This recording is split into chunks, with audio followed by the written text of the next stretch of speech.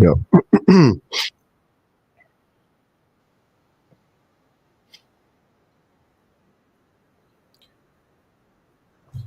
Oh no.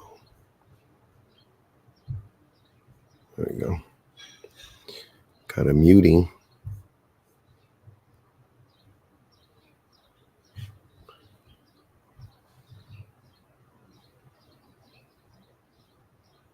What am I doing right now? StreamYard, that's what I want to go.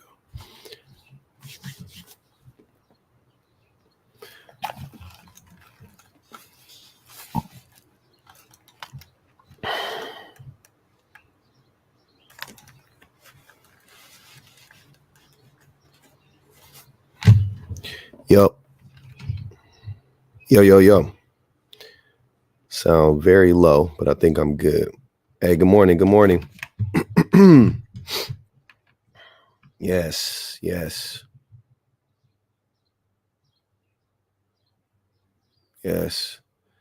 Good afternoon. Good morning. Wherever. Let me see. Yeah, it's afternoon in some places. Every minute's early before. Palmdale, there you go. Yep. Hey, Taylor, what's good? No power in Houston. Typical Texas. Typical Texas. Double T. Grand Rising. Oh man, that's man. Hey, you stuck in Dallas trying to get home to Houston. Oh my goodness. Good luck with that, Auntie. Hurricane in Texas, yeah. It's Hey, it's a whole season. I don't know if you guys noticed. There's a whole season for hurricanes in that state and down there. I just got on a shirt that from a place that would have a hurricane season. I don't live in a place that has hurricanes though. I live in we don't have a hurricane season out here. I'm pretty sure a hurricane has hit California at some point in time, but it's not a season for it. It's pretty crazy. Pretty crazy stuff, man. I hope everybody is safe though. For real. Hope everybody is safe. Hope y'all got a lot of snacks, a lot of fruit snacks. I hope y'all got a lot of like Capri Suns. What's y'all snacks? What's y'all snack preferences down there? I don't know what y'all be eating, but I hope y'all got a lot of the good snacks. You know what I'm saying? Definitely. Hot Cheetos. Yep. Gushers. Vanilla cookies and fruit snacks. Yeah, you talking about wafers? Yeah, them vanilla wafers. Fire. I just had some of them, the mini ones. Honey buns. Damn, you took it back. Honey bun. Throw it in a micro for like 7-8 seconds. Throw a honey bun in the micro for about 7-8 seconds. Yeah, that shit hit different. I saw you, Rashad. I don't know if you was trying to come up. Yeah, no more than 8. No more than 8. That's too. You doing too much. Yeah. Throw it in there. Open up the pack a little bit. Like crack it open a little bit. Throw it in the microwave. String cheese is fire. String cheese is fire. I like peeling it. I like peeling the string cheese, but then I get too anxious and I start just biting it like a popsicle. I love to peel it. I be peeling it like the first like pack. I peel, and then by that second one, I'm just cracking that thing open. Like, peel tastes better, but I don't know. You never had string cheese?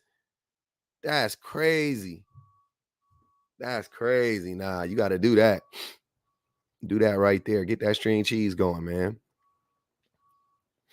Yeah, you sound like a man who had to figure stuff when you was a kid. What you mean, man? Yeah, I'm smashing it. The hand movements was wild. You can't do cheese? I feel you.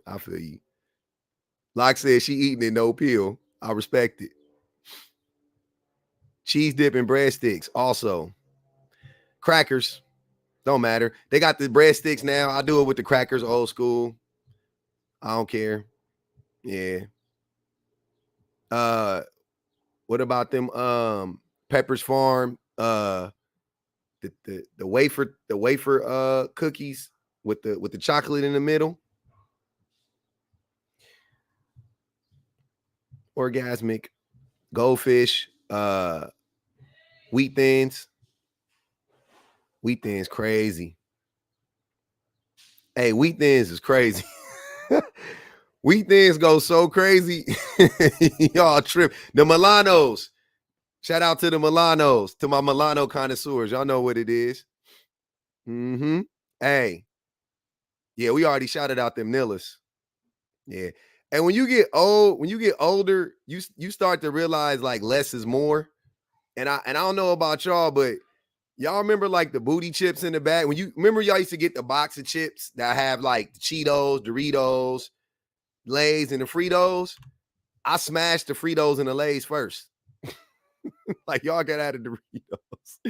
Y'all got those. I'll probably mess up some chili cheese Fritos, but like right now, today, 2024, give me them plain Lay's. Man, them plain Lay's. Oh my God. Man, oh my goodness. Oh my goodness. Oh my goodness. Not when I was little. Not when I would say 16 and younger. Them plain Lay's they wasn't it.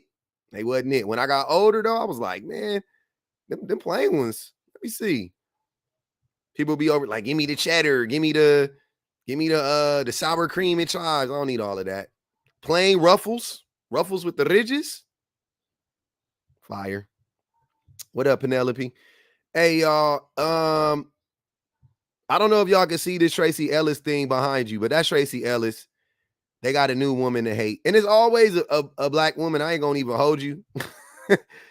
It's more white tea people in this country than black people, obviously. But for somehow, some way, black women end up being the face of these billboards, of these hate campaigns. I don't know what's going on. Yeah, it is what it is. What Tracy do? Exactly. Who does? I don't trust you if you don't like Tracy Ellis Ross. I'm not gonna hold you. She one of those people I'm a side eye you for sure. Like, you don't like Tracy. What Tracy do? How you don't like Tracy? She just be swimming in her infinity pool, sipping wine, looking the way she look. I don't be understanding I don't even know, when do you have time to hate on her? She always smiling. She always laughing and giggling and kikiing. She funny. Her mama is Diana Ross. I've been trying to figure out where is the hate? I can't find it. But y'all found a way to hate on Tracy Ellis. And I said, okay, enough is enough. Enough is enough. You've gone too far. So I'm gonna read it for y'all in the back. Oh, hold on. Where did it go? Let's read it. Let's read it for the people in back, because I don't think y'all can see it. All right, here we go. So it says, ladies, this is from the Kevin Samuels official discussion group, just so you guys can know, like, what type of time they on. So ladies, this is Tracy Ellis Ross.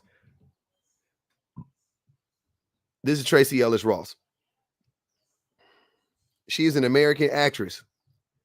She is half a century old. They tried to date her, right? They tried to make her seem really old. She's a half a century old. Just say she's 50 years old. Thinking she still got it going on. She does.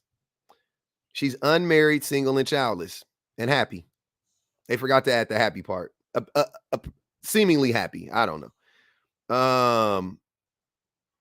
She thinks she's hold on. She thinks since she's going through perimenopause, she can define what womanhood means. what is perimenopause? I'm sure it's a real thing. I'm not too familiar with me. I understand. I know what menopause is, but I ain't gonna even act like I'm well versed in it. She posts thirst traps. Yeah, because she got it going on. You ain't got Tracy's mom got it going, got it going on, and Tracy got it going on, as the song would say. She posts thirst traps. She is miserable out here. Who told you she was miserable? Who told y'all Tracy Ellis Ross was miserable? Who told y'all that? Very curious. Don't be like Tracy. That's the last line. Don't be like Tracy. So don't be a multimillionaire who is 50. You could say she looks 50. I don't get caught up in the age stuff, like trying to say people look younger. I think she looks her age. I just think she looks really good, because I think 50-year-old people still look good. So I'm not, you know what I mean? Like, I don't be like, oh, you got, like, I don't have to say you look 35 to compliment you when you look 50. I can say you look 50 and you look good. You know what I mean? I definitely think she just looks freaking awesome. I don't know what the beef is. This wasn't a stray. She didn't catch a stray. This was a direct attack on her. This was a direct attack on her. This was not a stray. She didn't, yeah. Exactly. 50 ain't old. So I don't, yeah. But you know how some people are like, oh, you look, I wouldn't have thought you were older than 35. I wouldn't have thought you was older than, no. She doesn't look 35. She doesn't look 45. She looks her age. She just looks really freaking good. You know what I'm saying? She looks freaking awesome. That's all it is.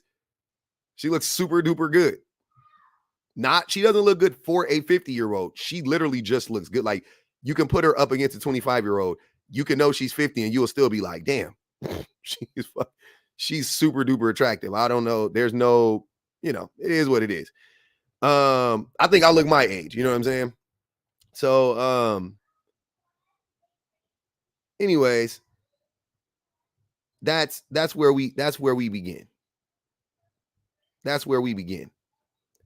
Tracy Ellis might actually be an anomaly in this way, though, to a certain extent. She definitely started to look better to me in her later years. She's like, who was I talking about? Angela Bassett. Like, Angela Bassett was always pretty to me and all that stuff. But like, I think when Angela Bassett hit like 55, I was like, damn. I don't know what happened, but man, when she hit 55, she was different. Tracy Ellis, I always thought she was cute and stuff like that, a long time ago. Like when she was on the Sisterhood or whatever. Sisterhood. Girlfriends, I always thought she was pretty. Always. But she wasn't, she was pretty. But then when she I would say about like in her 40s, I was like, damn, she looked good as hell. I didn't even know. I had to look back. I was like, man, I mixed her up with the light-skinned girls, with the twins, with Tia and Tamara. So I said sister. And I was like, sister was for some young kids. And I said sisterhood. And I was like, nope, that wasn't it either. Here we go, though. All right. So, because Tracy Ellis Ross is a single woman thriving, right? She's a beautiful single woman that's thriving with no kids, child-free. Very important, the child-free part. They had to come for her, right? And this is why they came for her. Red pill men want single women. They want single child-free women to be miserable as a punishment for not choosing them. They hope that a woman's fear of not having kids will override her fear of being mistreated by an M or a man. That's where I'm at. And I've talked to some red pill men who are they are like wholly married to this idea that these women will be bitter. They will be mad. They will be like their fingers crossed that Tracy Ellis Ross posts a video when she's 60 talking about she regrets every decision she ever made because she didn't have kids. That's what the hope is for these sorry souls, right? They are longing for the day when Tracy Ellis Ross gets on the internet and tells everybody she was wrong. She was wrong about every decision she made, and she wished she would have just settled for some man at some point in time. Because why? Like why? Like why? Like why would she choose? Like I don't know. We don't know if Tracy can have kids. We don't like. I ain't in her business. I promise y'all. I try my hardest to stay out of rich people business. I'm not in her business. I'm in broke men's business talking about her. Just so we're clear, I am not in Tracy Ellis Ross's business. This is a rich. This is a rich woman. Two groups of people who I stay out of their business. I just avoid their business altogether. I don't have any. Don't have no. There's nothing. I don't know. I don't know enough about it to even talk about it. So you combine the two. Rich women business, definitely a place I have no business in. Just not, I'm not interested in it. It ain't for me. I don't even try to understand it. It ain't for me. When Miss Ebony K. Williams, came out and said she was pregnant by a surrogate or by a donor or whatever, that's all you got for me. Appreciate you. That's all you got for me. I ain't got no. What do I know? What do I know? I don't know. This is just another example of them hating. So here's the thing. Here's what I'm saying about the red pillars. Why you can really see what their message is, right? So they're mad at Ebony K. Williams. Oh, okay, let me take it back. They hate Tracy Ellis Ross because Tracy Ellis Ross is single and child-free and happy. All three of those things can't happen. It can't happen. It can't happen. They have to tear her down. Appreciate the new sub. They have to tear that down. They have to destroy that image. You know what I'm saying? Okay. So that's a big part of it. She's thriving. She's happy. Beyond the rich, whatever. Who cares about that for them? They always say they don't care about money anyway. Cool. So she's happy. She's thriving. She's healthy. She's child-free. Can't have that. They start tearing her down. Don't be like Tracy Ellis Ross, they say. Okay. You have Ebony K. Williams, 40 years old, having a baby. And this is the thing that they say. They always say that one day all of these women are going to regret not having a child. That's the thing that they hang their hat on. They don't really say that one day these women are going to regret not having a husband. They don't really say that too much, right? That's not the strongest selling point for them. It's not the husband part. They do try to, the unaliving alone and yada yada yada. What up, Bula? The unaliving alone, yada yada yada, right? But they really try to, hammer home the not having a child part, and that's also unaliving alone, by the way, because if you have kids, the theory is that you won't unalive alone. So okay, so they're mad at Tracy Ellis Ross. Okay, and if you wanted to, if that was their real point, you can maybe see that point, like, okay, yeah, because it seems right, based on everything society has told us, your life is going to be unfulfilling if you don't have a life partner and you don't have children. Okay, I could reasonably see how you guys could come to that conclusion. No doubt about it. Y'all can say whatever. I can reasonably see how people can come to that conclusion. No doubt about it. Because a lot of people actually do end up being sad if they don't have kids and whatever. Fine. Not going to act like that doesn't exist. Whatever. Now, what is your beef with Ebony K. Williams, though? Ebony K. Williams said, that's fine then. I'll have a child on my own because I want to have a child. She said, give me a burger. She said, give me a burger, hold the onions, right? She said, give me a child, hold the man. Hold the mayo, the mano. She said, hold on that. I just want the kid. I don't want the drama. I don't want the trauma. Been there, done that. I've had a man before. Already know what that's like. Don't want to go there again. I'm old enough. So give me the child. I could take care of the child. I make more than enough money. So we already know it's not y'all could hate all you want to. She's a rich woman. Stay out of rich women's. I was yelling from the rooftops to every man that would listen to me that was talking about Ebony K. Williams to do not stay out of rich women's business. You are going to look stupid. I was telling them, I was screaming. And every live I was going in, they was getting cooked and whooped. Every single live. I'm like, I'm sitting there, I'm like, yo, I tried to warn y'all, stay out of rich women business. Okay? So, but that's where the conflict, that's where the conflict of interest arises for these dudes, right? You can clearly see what's going on now, right? They're trying to scare you into not into the idea that they're trying to scare you with the idea that if you don't have kids and you don't have a spouse or you don't have a mate or whatever the case may be, that one day you're going to wake up and regret it all. You're going to unalive alone. You're going to be lonely, yada, yada, yada. Okay, cool.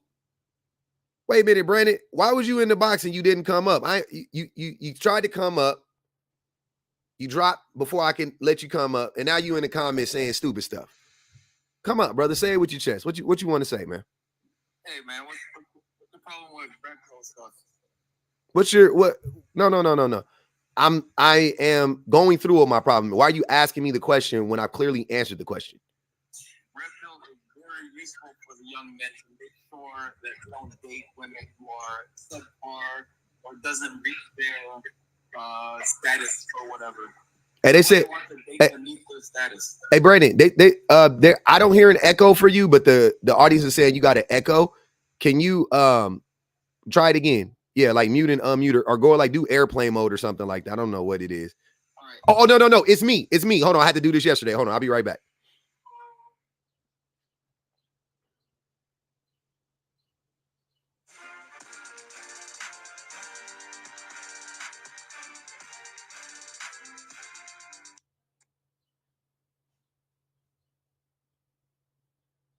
Make the mistake I did. All right, there you go. Is it? Y'all let me know if there's still an echo. No, hey. All right, I think it's done. Hold on, let me see. You sound better. You sound better than me. Go ahead. Unmute, Brandon. Don't mute him up. There you go. Oh, they said it's good. Okay, go ahead, brother. So, but the thing that I wanted to touch on obviously was the fact that you said that I was lame. Why am I lame? No, I think it's lame for you to disprove or dislike male empowerment things like red pill movement. It's very, very misandrous for you to say these type of things, knowing that the red pill content is only here to help men choose better mates. That's not true. The red pill content is here to basically control and manipulate women, and honestly it's destroying men in the process. Their mental health, and men's mental health was already like shaky at best, and red pill content is not helping that. Like, you sound unstable. You're incoherent. You don't make sense half the time. You know what I'm saying? Like, you said I was lame, then I brought you up here and you said, well, I think it's lame. No. Why would you say what you mean and mean what you say? Stand on that. Ain't that what they teach you? No, you didn't. You came up here and switched up. You changed up. You don't even know what misandry is. Misandry is a hatred for men. Why do you think I hate men? Are red pill men representative of are all men a monolith, sir? No. Okay, so if I have a problem with red pill ideology, then how do I hate all men? Well, because you're speaking out against it. There is some useful. Hold on, wait, no, Brandon, make that make sense. Listen to what I said. If red pill ideology is not indicative of or representative of all men, and I have a problem with the ideology, maybe not even necessarily the men per se, but the ideology in and of itself, how does that make me hateful of all men? That doesn't make sense. If I hate racism and look, this is what you sound like. I say I hate racism. A white T person gets up here and says, oh, you're a reverse racist. You hate all white people. That's a telltale sign to me. Oh, so you think that racism, you acknowledge that most white T people are racist. That's what you're saying to me. So you acknowledge that the vast majority of men are misogynistic, because that is what red pill ideology espouses. Nothing but misogyny. Absolutely not. I'd say the vast majority of men are misandrous. They hate other men. No, well, I agree with that. Red pill is supposed to do, it does more unifying for men than it does creating. It unifies men around the hatred of women. You're right. They don't hate women. They hate specific kind of women that think that they are. Listen, there's some women that genuinely hate men, and for good reason. For good reason, Brandon. No, there's no good reason to hate a random man who's just walking. Time out, Brandon. Hold on, wait. And here's why I say I know you don't understand misandry. Once again, if a white T person came up here and told us that we were reverse racist or something, or we were racist, what does that even mean? Who cares? We're not. We can't. We don't. Me and you don't have any. Me and you, we have no power as black men, right? We have so much power. We don't. No idea. We have what's called soft power. Sir, stop. Listen to what I'm saying before you respond, and don't say weird stuff like that. I'm talking about systemically, you and me and black men. We would all have to coalesce together to have some power. Don't get me wrong. We do if we all coalesce together. But you and me, we can't wield this. We cannot wield the system of oppression that is racism against white T people. We cannot use it to hurt them, right? They can use it to hurt us. They can call the police on us. They can complain on us at their jobs, so on and so forth. You see what I'm saying? So they can wield it. Even I'm just saying the average white T person, they don't need to be rich. They don't need to be famous. Just the average white T person can wield racism to hurt a black person or black people like you and me. We cannot do that to them. So that's why when white T people try to say you're racist, I'm like, A, I'm not, but B, even if I was, so what? How does that hurt you?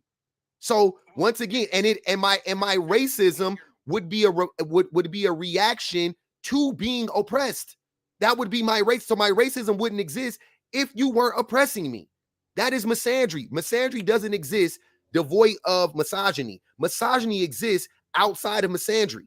Misandry is a reaction to misogyny. We don't have power as black men, but we have power as men. How does that make sense? We only have power. Look, sir, you don't understand intersectionality, right? So let me explain it to you. As men, I have power over women, mainly non-white T women, to be honest with you, right? In certain instances and in certain situations, black men do. The system will favor them, but it's really not overwhelming like it is when a white T man, like if a white T man is accused of rape of a white T woman, you know what I'm saying? A lot of times he'll get off, he won't, nothing will happen, yada, yada, yada. If a black man gets accused of the same crime, you know, he might get charged, he might get that, but he might not, depending on his position. You know what I'm saying? So they might, you know, that like OJ, think OJ, right? Stuff like that. A black person could commit a crime against a heinous act of crime against white T people, you know, and who knows what, you know, sometimes it'll go that justice will be served and sometimes it won't. But with white men, most of the time, justice will never be served, right? So it's different. That's what I'm saying. But I think the chat is saying that they can't hear me. Brandon wasn't talking. Go ahead. They're saying that there's an audio issue. I can hear you. I can hear you. The chat can't. Oh, they're saying they can't. Mute it, unmute again. See if that'll. All right. Now let's see if they can hear me. Yeah. I'll give him a second. Olivia, go play your little game. Damn, they're saying I'm going in and out. Damn, hold on. I'm gonna swipe out again one more time. Oh man. So annoying. Why is TikTok doing this? Why is TikTok doing this to me? Go ahead, Brandon. All right. So anyway, like I said, I don't believe red pill is that big of is that negative. Like for me, at least, from understanding of Kevin Samuels and listening to him and seeing how he spoke about how the black community is being, you know, divided. It's he brings in women on a daily basis that pretty much confirms his points. Mm-hmm. And it's like, okay, you can't sit here and tell me with a straight face that there isn't a subsection of women that just generally are just not connected with reality. And for the most part, there was no visibility for that for the longest. Now that there is, and that's why there's a red pill movement. We have to sit up here as men and say, hey, we have to raise the standards of women. We can't sit up here and just date any old woman while they can be as, selective as humanly possible, and we're supposed to just accept them, and that's that. I just don't believe that, you know, we were going to reach that point without coming to red pill. I'm curious. Two things. A, you don't think that on a show of any kind, right? An internet show, a TV show, doesn't matter. You don't think that it is plausible that Kevin Samuels and the like would bring up people who paint a certain narrative? No, I believe that it was random. Besides, the sheer volume of it. Hold on. It's not, Brandon, hold on, brother. Let's, please. I really want you to really think about this. Do you mean to tell me that you truly believe that when Kevin Samuels when he used to bring up those women, it was random, or he already had an idea of what those women would say? And if he had an idea of what those women would say, and then they went off script, what would he do then? Wouldn't he drop? He didn't. I don't think he vetted these women before they showed up. So I believe it was just 100% random. Did you used to listen to his show, bro? I've heard Kevin Samuels, and not that much. Like I've watched his show live, right? Like, and I've probably consumed maybe 2 or 3 hours of his lives in total, right? And I will tell you that in those few hours, I observed him a few times get into a conversation with the woman. The woman actually started to make sense, and he would cut her off and drop her almost every single time. And then he would, isn't enough. Huh? 2 hours isn't enough. I'm just telling you, but listen to what I'm saying, Brandon. If I only was listening for a few hours and I noticed that that's what he was doing, why wouldn't I assume that that's what he was doing the whole time? Of course, that's what he was doing the whole time, because that's what, are you telling me you've never called into a radio station, or you never listened to like talk radio? He was a talk radio host pretty much on the internet, right?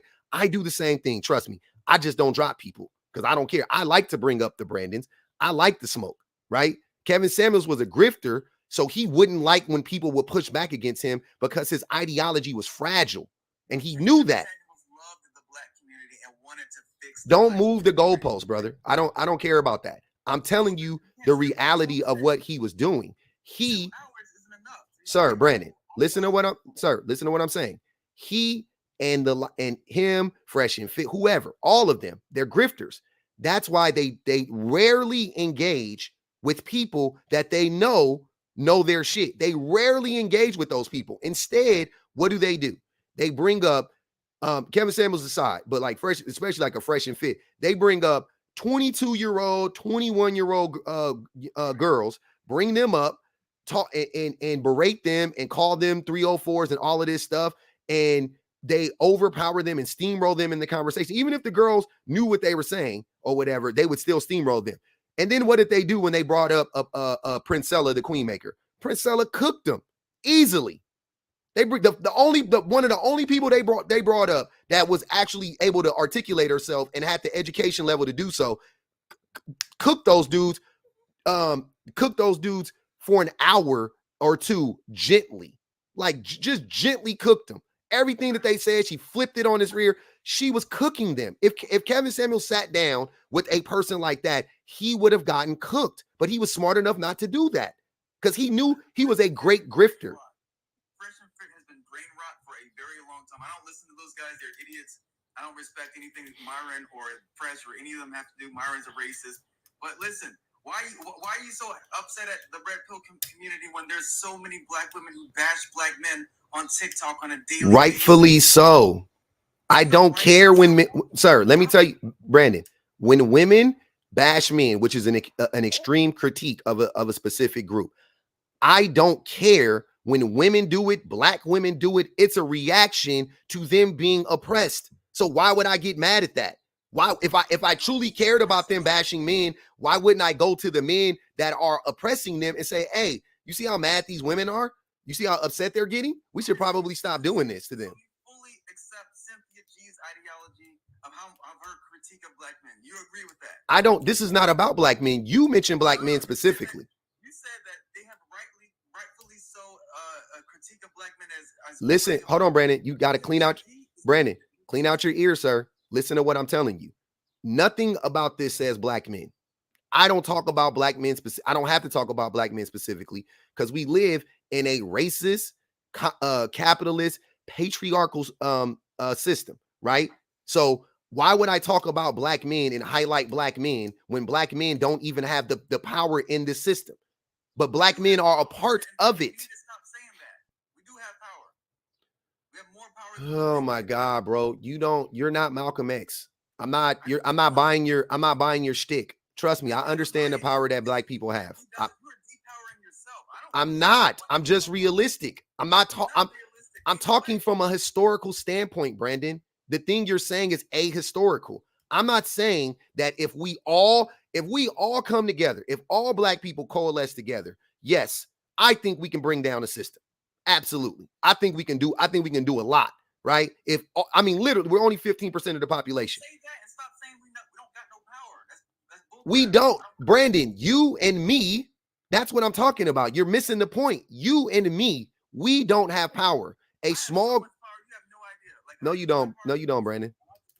No, you don't. Oh, yes, I do. I live pretty daggone good. I make pretty good money. Got a beautiful daughter. Like, people listen to me. Like, I'm telling you. I have plenty of power. You're not selling me on this. You don't have any power, though. I ain't selling nothing. You don't have any structural power, sir. Well, listen, I don't need to have structural power. You do. You need to have structural influence to influence the structure, to change the system. I'm paid for the rest of my life. Like, I'm good. Brandon, I don't care about your income, brother. That's irrelevant. And when people start talking about their money in a conversation about structural power, I know that they don't know what they're talking about. You're not rich, you're not wealthy. Don't come here and try to gaslight us and act like you're not that dude. You're not a capitalist. I don't care what you got, bro. That's fine. That doesn't in your spaces, money matters, right? In your spaces, when like I've seen those red pill podcasts when the dudes be like, oh, you broke, so you can't say nothing and all that stuff and get your money up, and like, you're in the wrong space, brother. Read the room. I don't care about your money, not one bit. I'm happy if you got money. I'm actually happy to see a black man with some money, bro. Men to be miserable with subpar women. Why do you want to be miserable with women who don't respect us, who don't listen to us?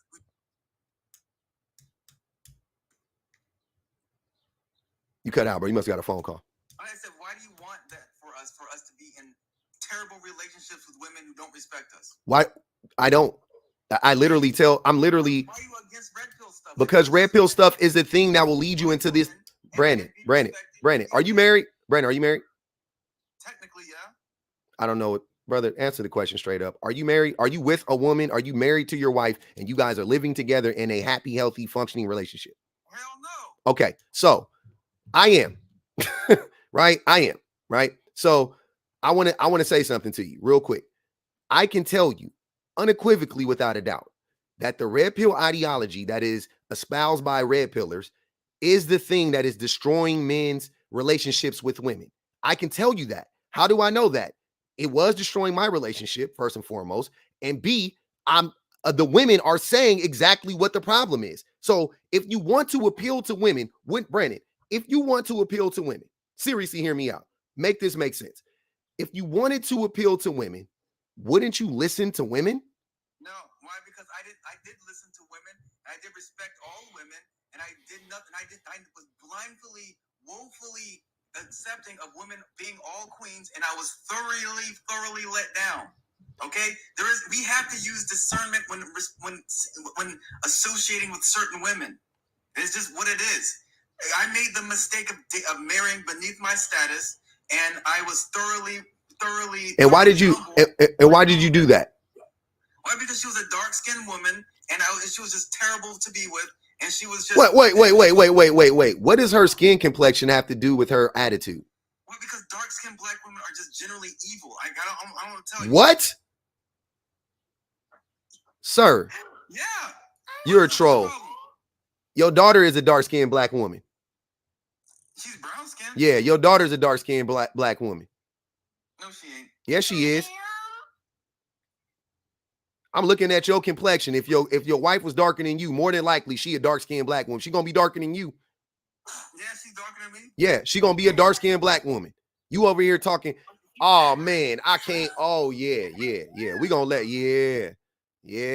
Oh yeah. Your daughter, hey, I love the internet. It's forever. I want your daughter to see this when she get older and see what type of man her father is.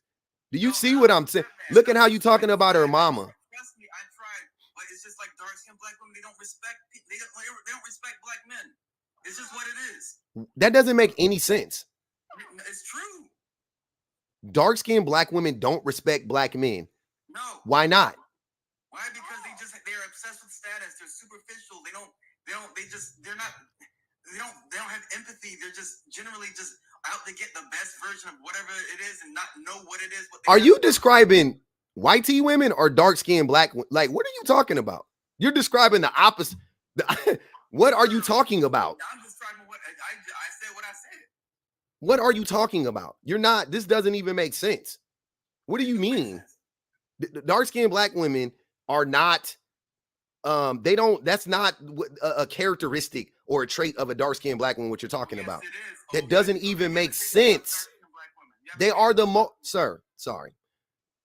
You know color. Obviously, you know colorism is a real thing. A dark-skinned black woman who is the most oppressed group. You know what I'm saying? A part of the most oppressed group people. Everybody's oppressed. That's a working class person first and foremost. But there's levels to it. Dark-skinned black women absolutely are oppressed. The further away you get from whiteness, the more oppressed you get. And the further you get away from maleness, the more oppressed you get. And the poorer you are, the more oppressed you get. You said what? Because of men like you, Brandon. Because of men like you. They don't like you. Sir, they don't like men like you. No, sir. They don't respect any relationship with any man, and it's just what I gotta drop them. I think that'll get my live ban. I ain't gonna even hold you. That's crazy. I would love to. Yeah, I can't do it. That was crazy. There's no talking to that guy. He was disgusting. That dude was gross. That was crazy. His daughter sitting right there. I know she can't understand him. Baby girl, when you get older, I'm gonna make sure this on the internet for you. That's gonna be on the internet forever.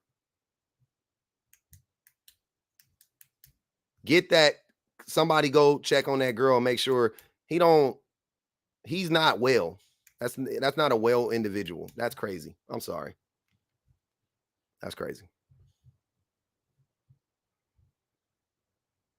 That's crazy. Wow. He was going. I wanted him to get. I was trying to get to the point, and I couldn't even get there. We couldn't even get there with that guy. Oh, that's getting posted. Oh yeah, we posting that whole thing. We are posting that whole thing. We posting that whole thing. That boy, yeah. Yeah, they gonna know about him. We gonna know about him. He gonna be, yeah. That's crazy. You gotta let him talk. You gotta let him say the stuff. You know what I'm saying? You gotta let him say it. You gotta let him say it so we can know. Because they be saying, hey, we be saying that is, we be like, yeah, see, this is what y'all think. And what did he say? That's what I'm saying. They confirm everything he want to come, oh no, red pill isn't about hate. Then what does he say? What does he end up saying? If red pill ain't about hate. But then you confirmed exactly what I thought. Like, what is going on? It never fails. And for those of y'all that missed the whole thing when I was cooking them, I'm gonna post it. Y'all gonna see, because I think you can hear it. I think it's in there. I think we could all hear it. I don't know if you guys can though. He was colorist. He was misogynistic. He was everything. And he was talking about white tea supremacy. Had the nerve to bring up white tea supremacy while simultaneously saying that he had a deep disdain and dislike and hatred of dark-skinned black women, and had the nerve to bring up white tea and said that they're the white tea supremacists. Boy. Yeah. Happy Monday, everybody. Damn.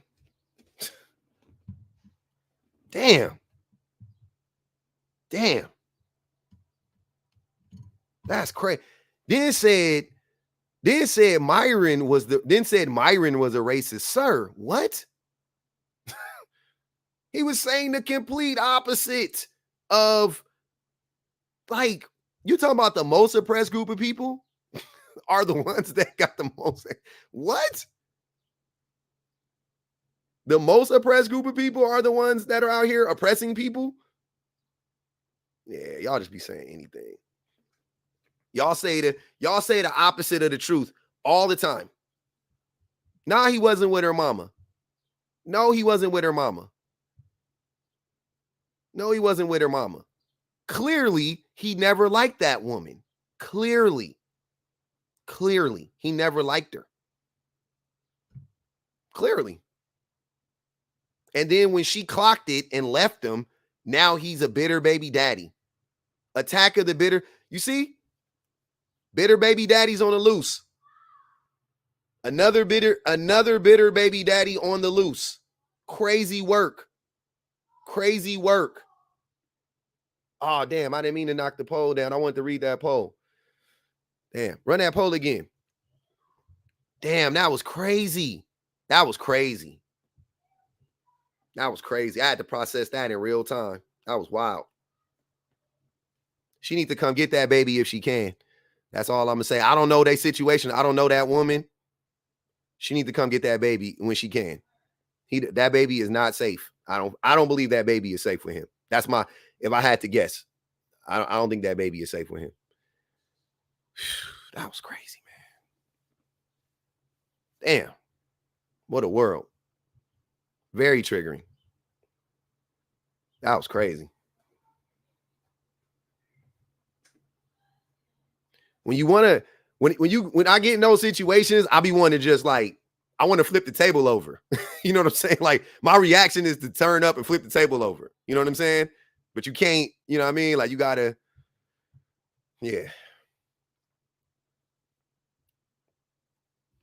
Damn. That was heartbreaking almost. That was heartbreaking. That poor girl. What's up, Savvy? I just came up here. I requested. Well, I didn't know. All of us in the comments were like panicking because we didn't know if you could hear that baby in the background. Yeah, I can hear. Okay, because he said that she, you know, when he said about her being a dark-skinned woman, she wasn't. That baby said she was. Oh, the baby said she was? Yeah. Oh my God, I didn't even hear it. Yes, and that's why I requested, right? Because I was like, he can't hear her talking. What? Yeah, she was crying in the background, and she kept saying, "I am, Daddy, I am." Oh my God, I didn't hear her. See, I didn't think you could. I didn't think I kept tagging you. Wow. So you didn't hear it, but I kept tagging you in the comments, and everybody was going, Savvy, tell him that the baby is talking. Wow. Like, can he not hear the baby talking? I could hear a child in the background. I couldn't hear anything that she was saying though, because when he's talking, I can. Yeah. Wow. Yeah, she was saying, I am a dark skinned woman. I am dark skinned, Daddy. I am dark skinned. Wow. And he was just ignoring her like she wasn't talking, and then she started crying, and you can hear her crying. Wow. Yeah. Wow. So that was crazy, and my heart. But I tell you, I almost started having a panic attack because I was like, he is doing this in front of this baby. He was abusing her he was abusing her on a live. Yes, he was. Wow. He was. I got tears in my eyes. That broke my heart. Damn, that was crazy. She's gonna carry that. I don't know how old that baby was, but she's gonna carry that with her. She is going to carry that with her. She is never going to forget that. When I tell you, my heart is broken. My heart is broken. That man is absolutely disgusting. Man. That baby was crying, and you could hear her crying. Damn, that's tough, man. Man, my feelings hurt. My feelings are so hurt. Man. And I was saying, because I was like, you need to drop, in the comments, I said, you need to drop him. Because I could hear the baby. And I was like, public, drop him. But I knew you don't be paying no attention in comments. But I was devastated hearing her. It devastated me. And a lot of people in the comments were saying the same thing. Like, public, can you hear the baby? Can you hear the baby? It was bad. That was pretty bad. My heart is so broke. Literally, my heart is broke. Yeah, and she did say, somebody reminded me, she did say, Dad, don't say that. She kept saying, Dad, don't say that. Don't say that. You can hear her talk. Dad, don't say that. Don't say that.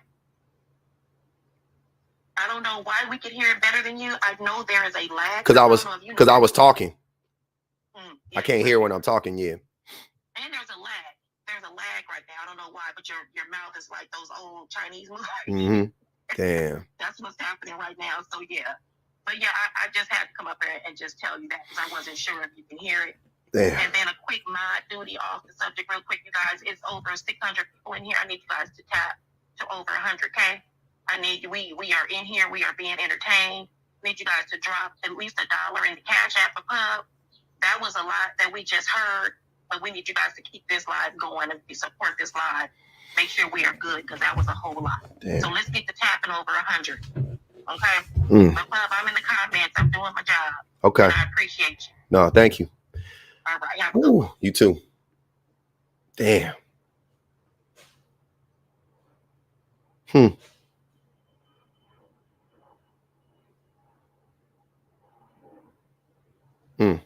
That was crazy, man.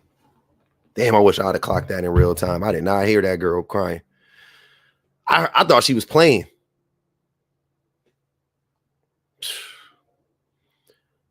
Let's check this poll out. Damn, that was crazy. Is Brandon a raging colorist? Yes, and it's sad. 58% and 42% said I feel bad for his kid. 100% feel bad for his kid. Most importantly. That was crazy. I'm sorry, y'all. Give me that was crazy. That was crazy.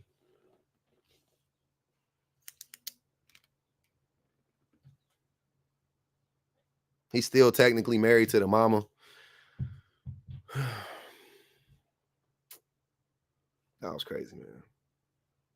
Damn, that was different. Yeah. I'm afraid to listen back to that one. That shit got me going through it right now. I don't even. Yeah. All right. Man, that was crazy. I don't even understand. We gotta bring up we gotta bring up the. Hey, good morning, Big Mama. Hey, good morning, Pub. This is Earth Angel, by the way. But I just wanted to say really quick, the best thing about what just happened was that she was able to witness you as another man challenging him in real time. That was a lot, and it actually brought me to tears, and it was quite triggering, but at least she was able to hear somebody challenge that rhetoric and understand that something is wrong with that. So thankfully it was you, right? And, you did what you had to do, but it was a part of me that wanted you to keep him up there so that you can challenge that for her. Okay, but I just want to say that real quick. Thank you. Yeah, that was crazy. And thank you for that, Pub. Thank you, because, a lot of us dealt with that type of stuff, whether we knew it or not. A lot of our fathers and family members have that same mindset. The sentiments are the same, and what we're left with in terms of baggage is the same. So we can identify with her and feel that on another level. And that's an example of why. All right, man. I'm sorry, but I've been talking about this for almost a week straight. How men aren't the protectors. What do you call that? What do you call it? Like, and here's the thing. Some people would look at this situation and say, "Oh, Public's a man. He was standing up, blah blah blah blah." But I'm canceled out. He cancels me out. That's what they don't understand. His abuse cancels me out. It doesn't matter what I said to him. That his abuse is way more powerful than anything that I said back to him. You know what I mean? Yeah, no, 100%. I agree. But it's something. See, we don't know the child that we're dealing with. And so I heard people, I can read people were saying stuff like, oh, she's going to deal with white men and she's going to, so there's going to be some damage there. But to understand fully that, okay, this is not law. This is not Bible. Someone else is challenging him. That means a lot. Don't, discredit yourself on that. Oh, no. I know. I'm not even saying that about her or whatever. I'm just saying in total, like, just from the concept, from the idea that men are the protectors. How? How? Some. The word some. I guess you could say that, but overall, even the protectors be doing stuff on, you know what I'm saying? Like, even protectors be hurting people sometimes. Like, it just don't, man, it's so frustrating to have all of this like evidence in real time that these dudes will, in one breath, they love looking on the internet and looking for stuff that, reinforces their biases, right? And one, they love doing that. When they see it on the internet, they're like, oh, I saw it on the internet. It must be true. All these women coming out saying that they're bitter after they did, whatever. They'll believe all of that stuff, right? But then when they see this type of stuff play out in real time and we clock it, it's still not real. They blind, they Stevie Wonder to the bullshit. You know what I'm saying? And I think that later on in life, hopefully, because, I just learned that you just really never know. We're dealing with a lot here on Earth, okay? That's the only way I could put it. But hopefully it will help him as well. And I know it's a stretch, but hopefully later on, especially because the damage that was just done that we witnessed, that's going to haunt him. That's crazy work. That's crazy work. That's not going anywhere, no. And thankfully it was you. That was crazy. But at the end of it, like, maybe later on, once he sees how it has affected her, hopefully, he can start to look at himself, hopefully sooner than later. We can only hope for her sake, but please post that. And, we need to make it clear that whomever knows these people need to do something. If you come across this video, you need to do something and you need to get involved because this stuff is damaging. But I hope everybody has a good day. I'm going to jump down. All right, big mama. Thank you. Yep. Yeah. What's up, Danny? Hey, Pop. Hold on. Let me pull over. I was waiting for you to... Let me pull over. Hey, I appreciate the super stickers and super chats over there, man. Thanks for banging the Cash App too, y'all. I appreciate it. Oh, man. Listen, I had to pull over. I'm sorry. My mind was blown. I always stop by your live and skim through. Mm-hmm. That was crazy. Not only was that little baby all in the back saying, Daddy, I am dark skinned. He was like, you don't listen. He said that to the little girl. He said, you don't listen. If you guys heard that, please say it in the chat, because I heard she was doing a lot of talking. It wasn't like she was like an infant. The little girl knew what was going on, heard her daddy talking, and it was so triggering for me as a dark-skinned Black woman. It was very, very triggering for me, because it's like, I don't know if this is how, see, you got to be careful. This is for women. You got to really be careful who you lay down with. You get what I'm saying? Because everything that he's saying is either based off of whatever happened to him prior to meeting this quote unquote white baby mom. I don't even know, because he wasn't really saying he was married or what. We was confused. He said he was, I think he was married. He's probably going through a divorce. He said, so probably going through a divorce and ain't divorced yet. That's what I got from it. Or he mad about whatever happened with that situation. But let me tell you something. This is why women need to pay attention to the men that they are sleeping around with, because at the end of the day, baby, the mother, like you said, the mother has to be chocolate. The mother is chocolate of some type of sort, or dark skin. He said that. Hates her. Yeah. He hates her. The way he was talking wasn't, I just don't like her. No, he hates the baby mom. Keep your child away from that man. For real. That man is feeding all types of hate into your little girl. That's what, hey, Danny, hold on real quick. You just made me think of something. That's child alienation. That's parental alienation. I mean, when they be screaming a lot of them, oh, yeah, parental alienation. No, that is parental alienation. That's an example of that to me. You see what I'm saying? So I don't know, like, that's what I've seen. That I've seen something like that. I haven't seen this, this extent.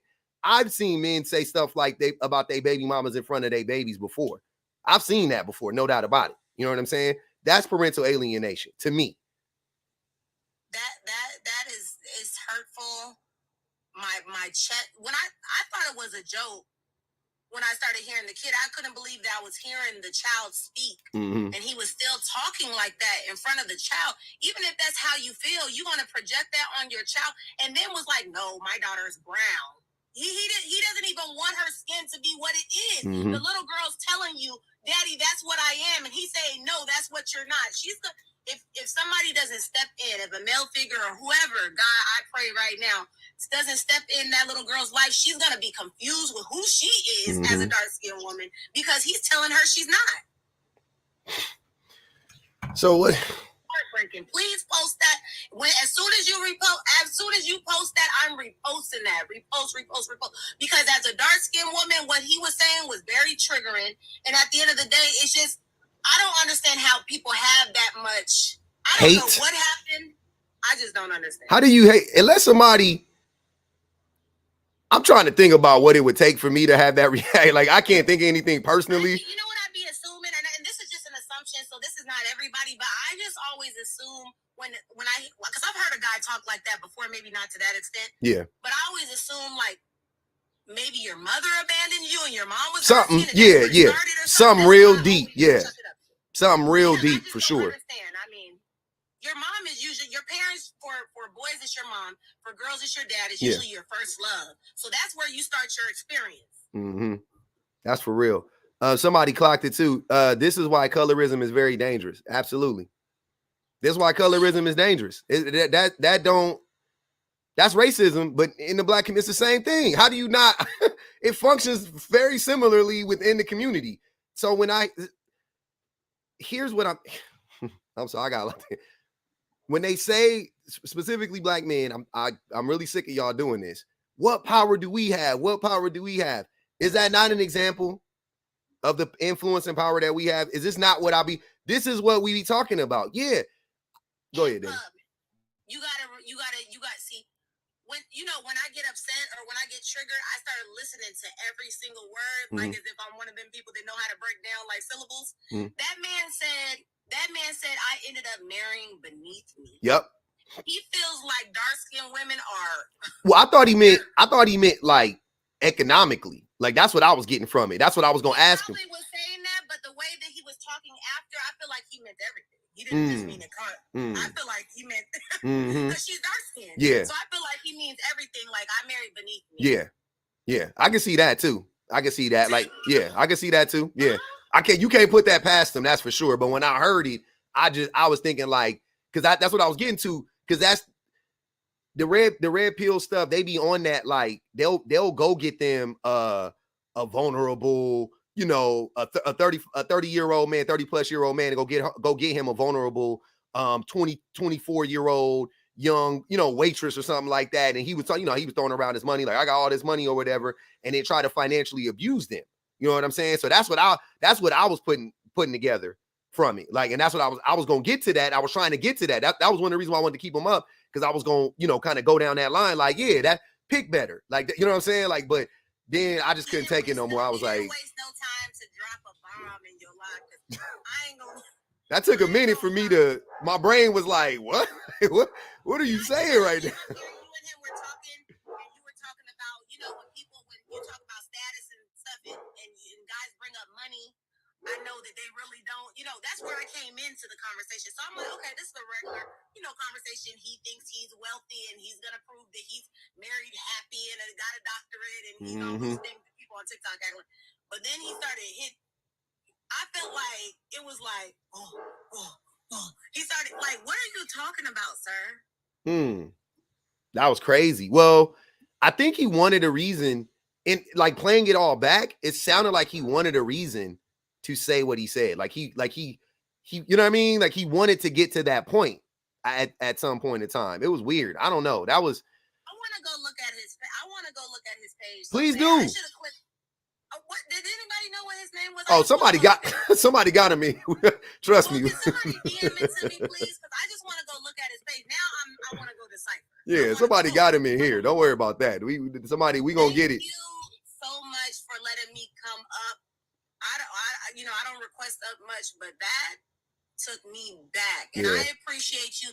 I don't even want to say standing up. You was just doing what you was supposed to do. That was a reflex. That wasn't even like, I was like, what are we, how did we get here? How did this, that was a bomb. Like, I literally didn't, like, there's no way I would expect that to come out. But there's a lot of, unfortunately, there's a lot of men like him. I've been walking in this skin complexion and darker than this skin complexion, because, I'm originally from California. I live in Atlanta now. Yeah. I've been walking in this skin color and darker since I was born. I was born a chocolate baby. I wasn't ear tips and growing to dark. I was actually dark coming out the womb. So I've been dealing with men like this, pop out the woodworks every couple of years, maybe every couple of like 4 or 5 years. My whole life, and I'm 36 years old. It's so sad, and it's so hurtful, because those guys, their mothers look like me. Yeah, they do. I wouldn't be shocked at all if his mama was dark skinned. Like, that was crazy, man. That was crazy. He don't care about. I mean, yeah, I don't know. I appreciate you coming up though, Danny. That was crazy. Just man. make sure, please let me know I'll check on your page when you post it. Okay. So I can repost it, because he gonna get exactly what he wants from me. Yeah. I'm posting it. Facts, yeah. Definitely. Speak on it too. Yeah. All right. Thank you, love. All right, Danny. Yeah, man.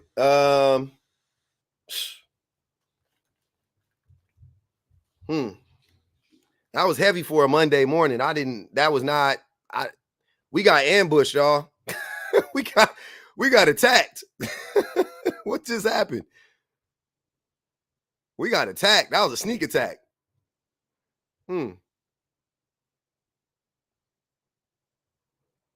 Yeah, I was not.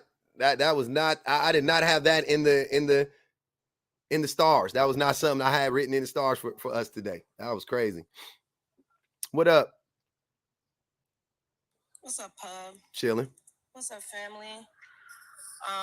Yeah, I don't even want to keep, reiterating that, because that was a lot. I'm like literally at the park jogging, and I'm like, I had to stop running, because as a dark-skinned Black woman, that hit, like Danny just said earlier. Mm-hmm. And I just wanted to bring up 2 points, and then I'm gonna go back on my jog. It's funny to me, like Danny said, like, we've been walking in this skin for like, years. I come from New York, come from Brooklyn, New York.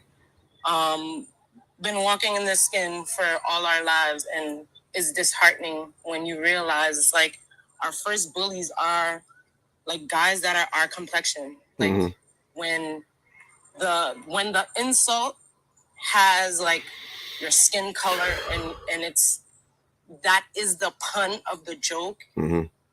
It kind of, it hits different. And my other point was to bring up how they know, like, all of a sudden they know which group to name as like the women that do these specific behaviors, right? When it's their preference, when it's, women of other complexions, it's, all of they can get away with murder. I put in the comments earlier, I had a friend who literally explained a story with his ex because she was Latina, held a knife to his neck, and he was like, I was so turned on by that. And I'm just like, oh, so yeah, when it's a complexion that you prefer, which kind of exposes the deep colorism, it's okay. They can get away with murder, but we careful with that word, unalive. I mean, with I'm sorry about you that. Good.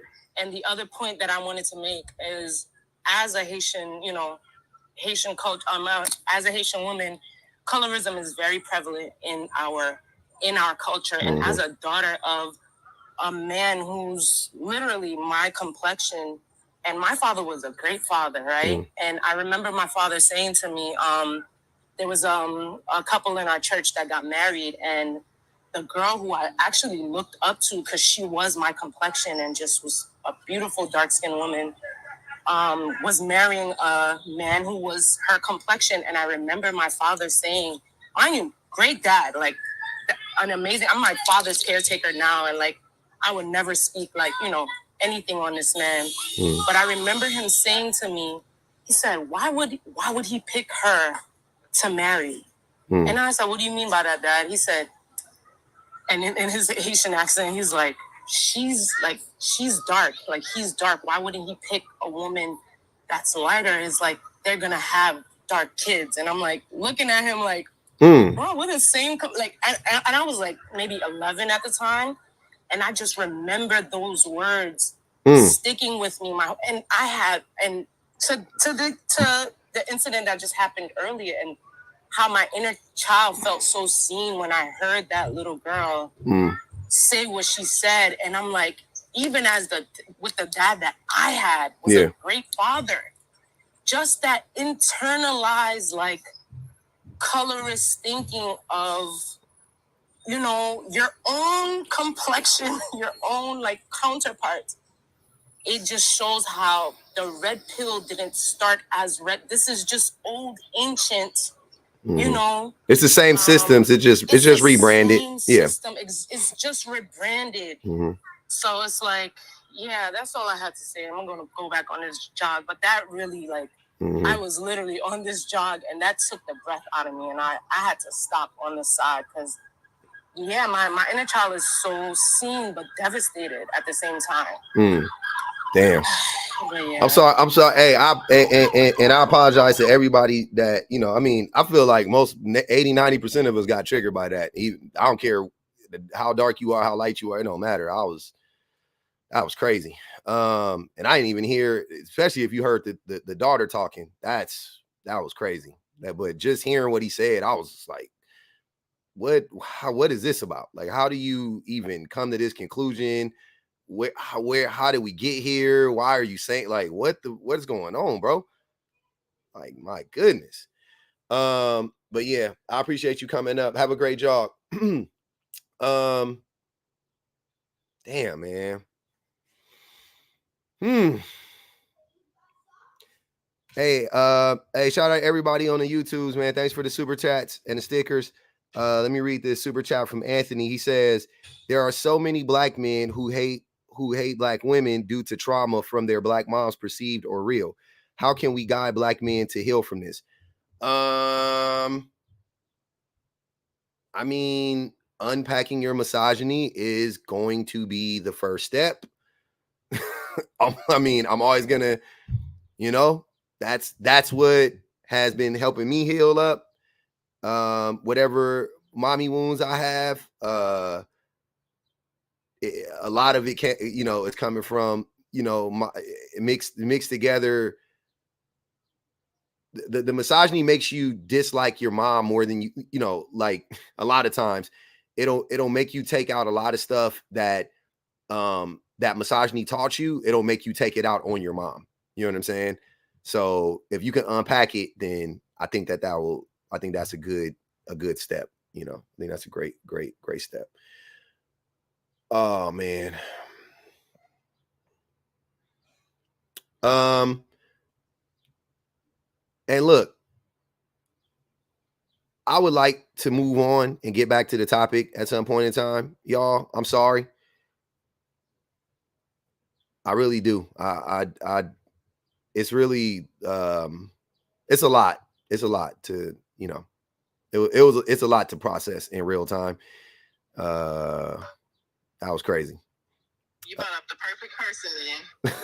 I don't even know what y'all talking about. Oh, great. Okay, cool. Now we could. Wait, am I echoing? Not for me.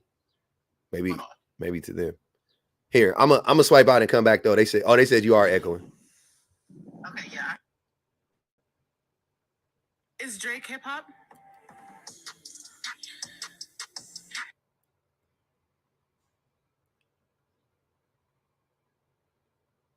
The Wi-Fi this time. Okay. It was my car Bluetooth.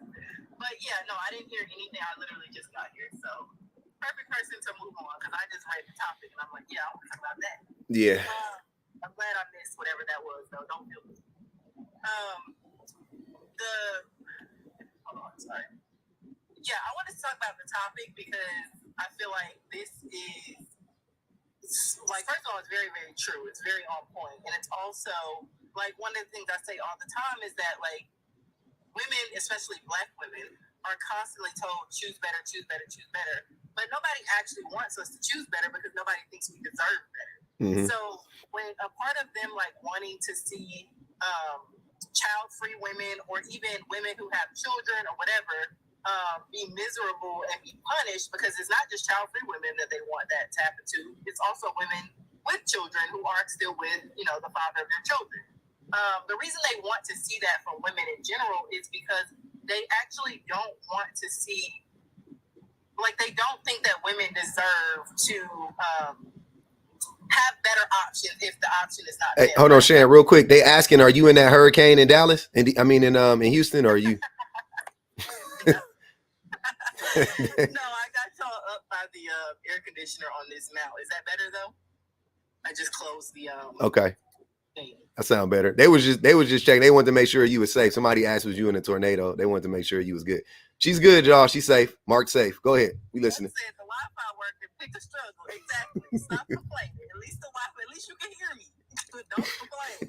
But anyway, I think that at the end of the day, they don't want you to choose better if that better choice isn't them. So it's like if you're single and child free and you're not choosing them, problem. If you are single and you have children and you're not choosing them, problem. Like at the end of the day, the problem is that you shouldn't get a better choice because your better choice should be me. And if it's not me, I'm going to find a reason to attack you. Because the fact that y'all can attack single childless women just as much as you can attack single moms, like, what is that telling us? You just want to attack women at the end of the day.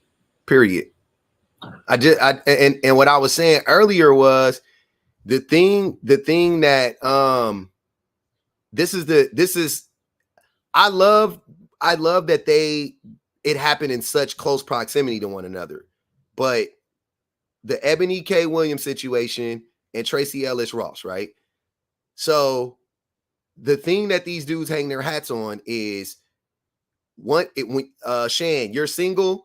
One day you're single and childless. One day you're gonna regret not having a child. You're gonna wake up one day, you're gonna be 48, 49, 52, whatever, and you can't have a child anymore, and you're gonna regret not having a kid. So you need to choose a man right now to impregnate you. That's what their thing is, right? Tracy Ellis Ross comes out and says, hey, I'm thriving. I'm 50. I'm beautiful. I'm happy. I'm single. I'm childless. Yada, yada, yada. I don't regret anything. They go, oh, you're a liar. You're a liar. You're a liar. Okay. Ebony K. Williams says, well, I'll take the child minus the man because I don't want to regret not having a child in the future. I've always wanted to have children, and I feel like this is a win-win. I get to have a kid. I don't get any of the trauma from the man. There you go, right? She does that, and then they go, oh, how dare she have a child without a man? So that's what it was the whole time. It wasn't about the kids. It was never about the children. It was always about them choosing you. It was always about them choosing a man. It was always about them having being in close proximity to a man. That was what it was always about. It was never about these men try to act like I'm just looking out for you. I'm just looking out for you, Shan. I just don't want you to wake up one day and have a life full of regret. I'm just looking out for y'all. You never cared. That's not what it was. You only cared about her having her giving you access. That's what it is. So I'm so happy it happened as closely as it did. I'm sure we would have clocked it no matter what. But just that it happened within the last 30 days of each other, I'm like, yes, great. Because now what you gonna say? Because you can't wiggle out of this one. Y'all just got done screaming at every woman on the internet for clapping for Ebony K. Williams and being happy for her. And now y'all mad for the same women being like, yeah, I don't see anything wrong. What's going on with Tracy Ellis? Go ahead, Shan. Yeah, like she's the problem of the, black women, or problem of the black community too, when she's got no baby daddy. She ain't made nobody a baby daddy. She ain't got no single parent household she got to be responsible for. Mm-hmm. Like none of the things that y'all will say is like the main reason for the struggle of the black community. She's not contributing to any of that. Mm-hmm. The divorce rates, like she's literally like she should be the perfect shining example for y'all.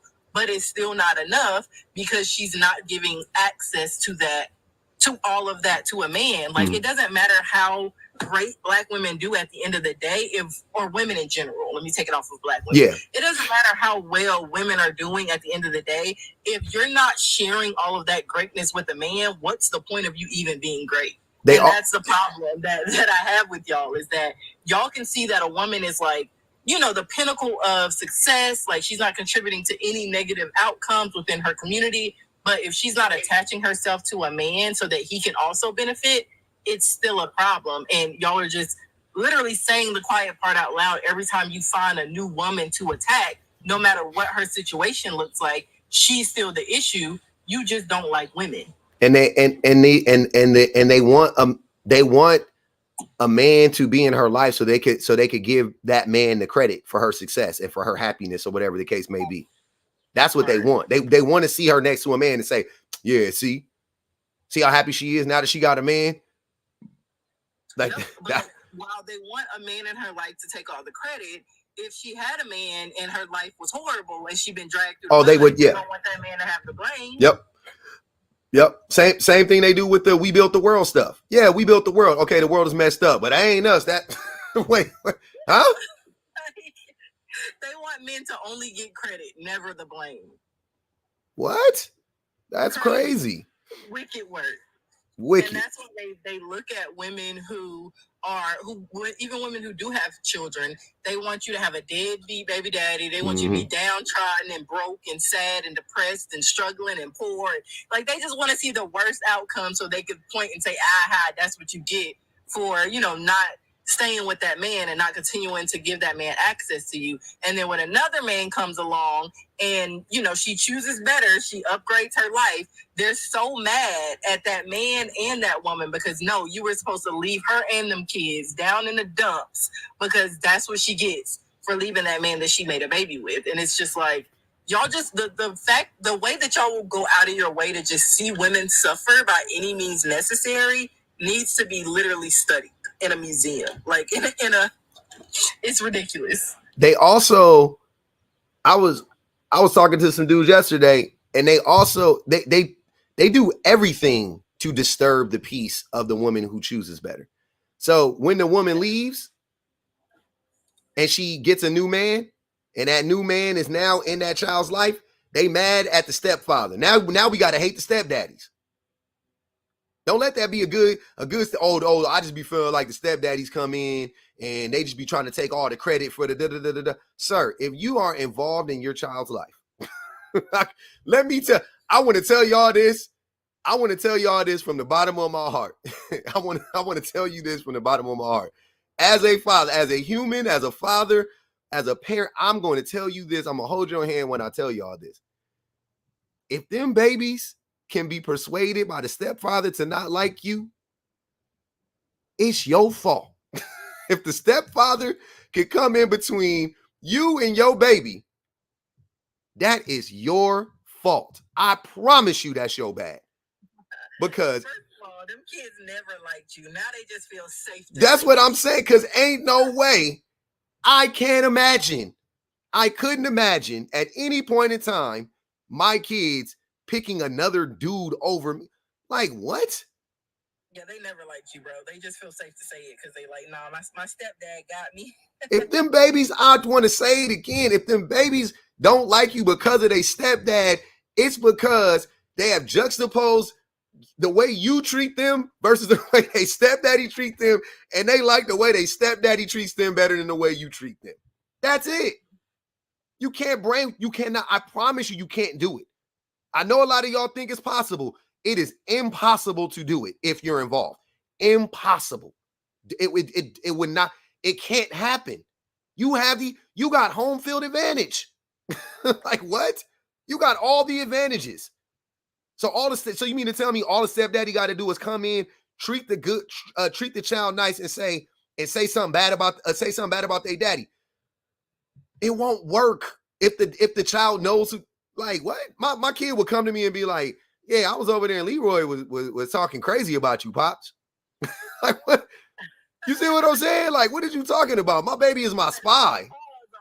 Like, my baby is my spy. Like, what are you ever seen the show Spy Kids? My babies are my spies. Like, what are you talking about? That would never, ever fly. ever. Like that would be. Imagine me saying that as a mom. Like, oh, my kids don't like me because they dad got a new girlfriend and Like she turned what? 50. Like what? Never. Leroy was over there. A bajillion years. Shauna was over there talking crazy about you, mommy. Listen, my son, the way he set up, he gonna put them paws on Shauna. For real.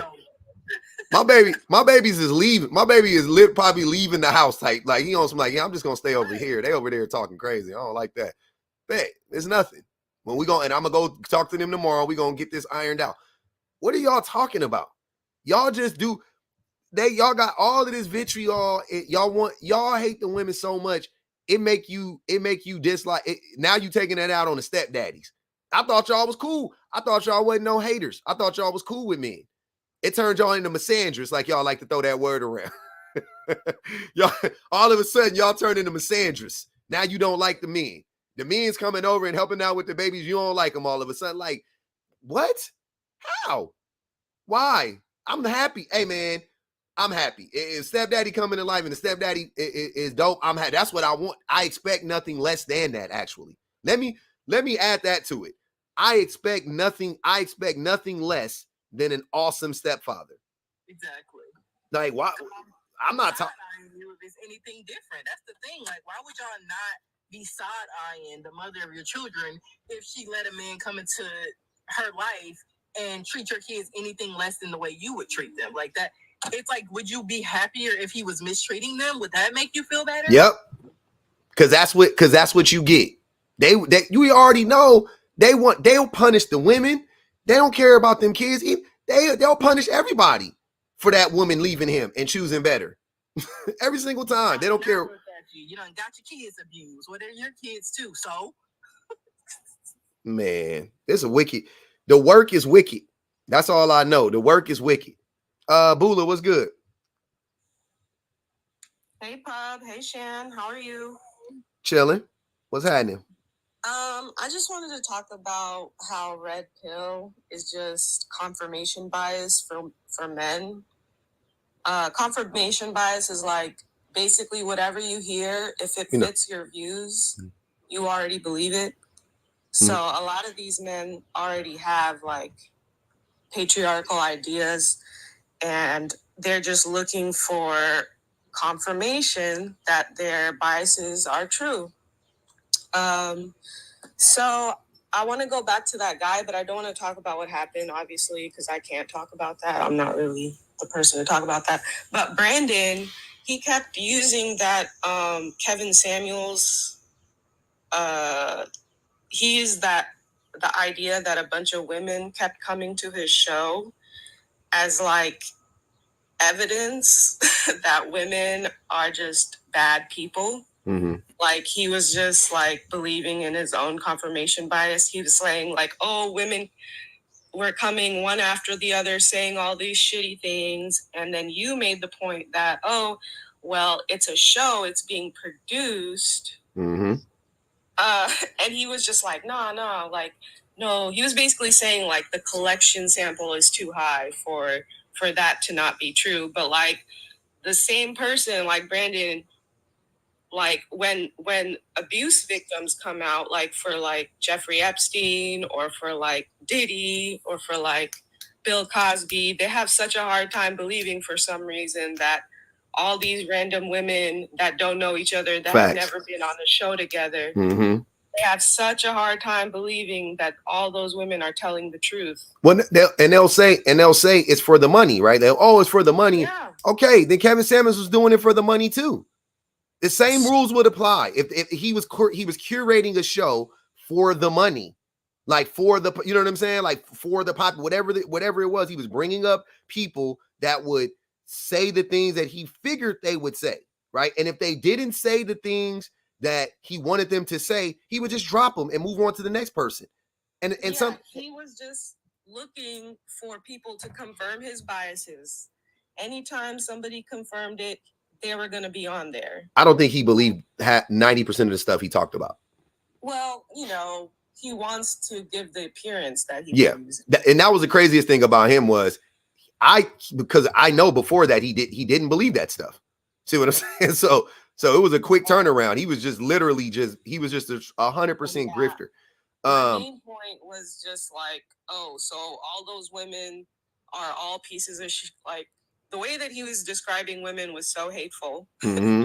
He was like, you don't want us to be with POS, you want us to be with POS women, like you want us to be with terrible women. So basically he always hated women. And he even said like, oh, I used to think all women are goddesses, all Black women are goddesses, but then I learned through Red Pill, and it's like, you probably always hated women, first of all. It's funny how y'all skip past seeing women as human beings and elevate them to goddess status. You don't even see them as a human. Right.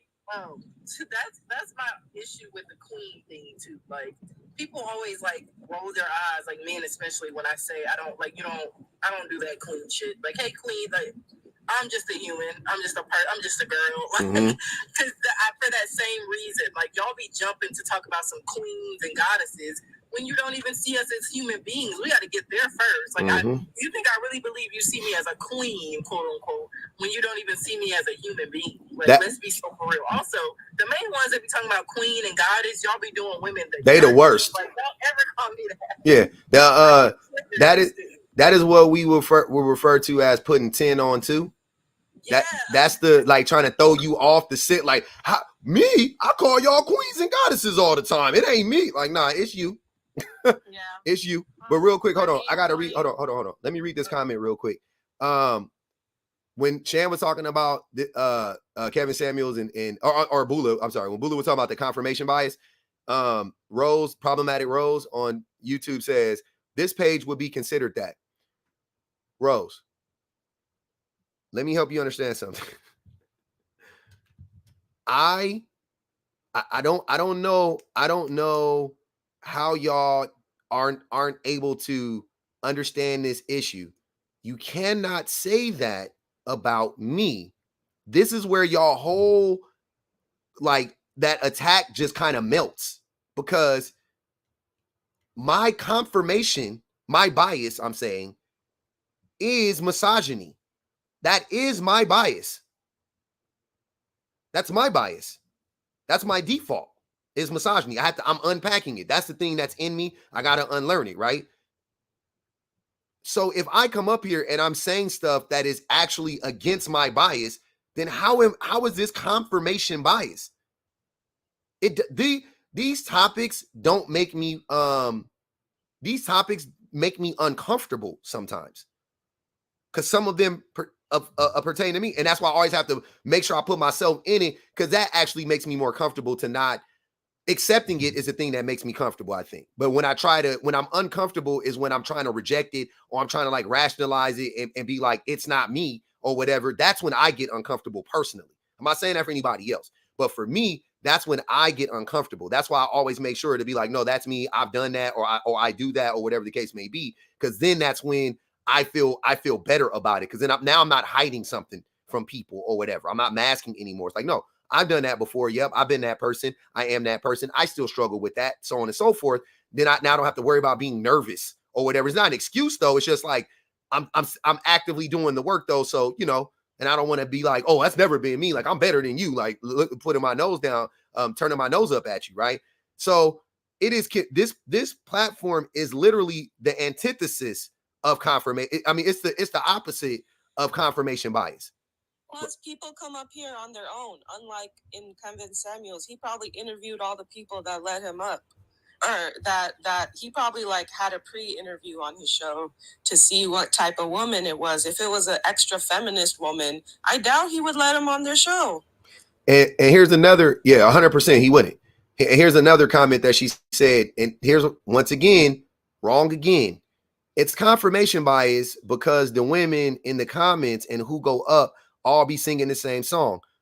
So did I not just have a dude up here and we were full-throatedly arguing with each other? Make it make sense. If all the people that come up here, first of all, the vast majority of people that come up here are ops. They're in opposition to what I say. I bring up people who oppose what I'm saying. I don't want it to be an echo chamber. I don't like echo. It's boring to me, to be honest with you. There's only so long I could take being in an echo chamber. My battery shuts down. It's boring, right? So I like the opposition. I like to, you know what I'm saying? I like to have that conversation.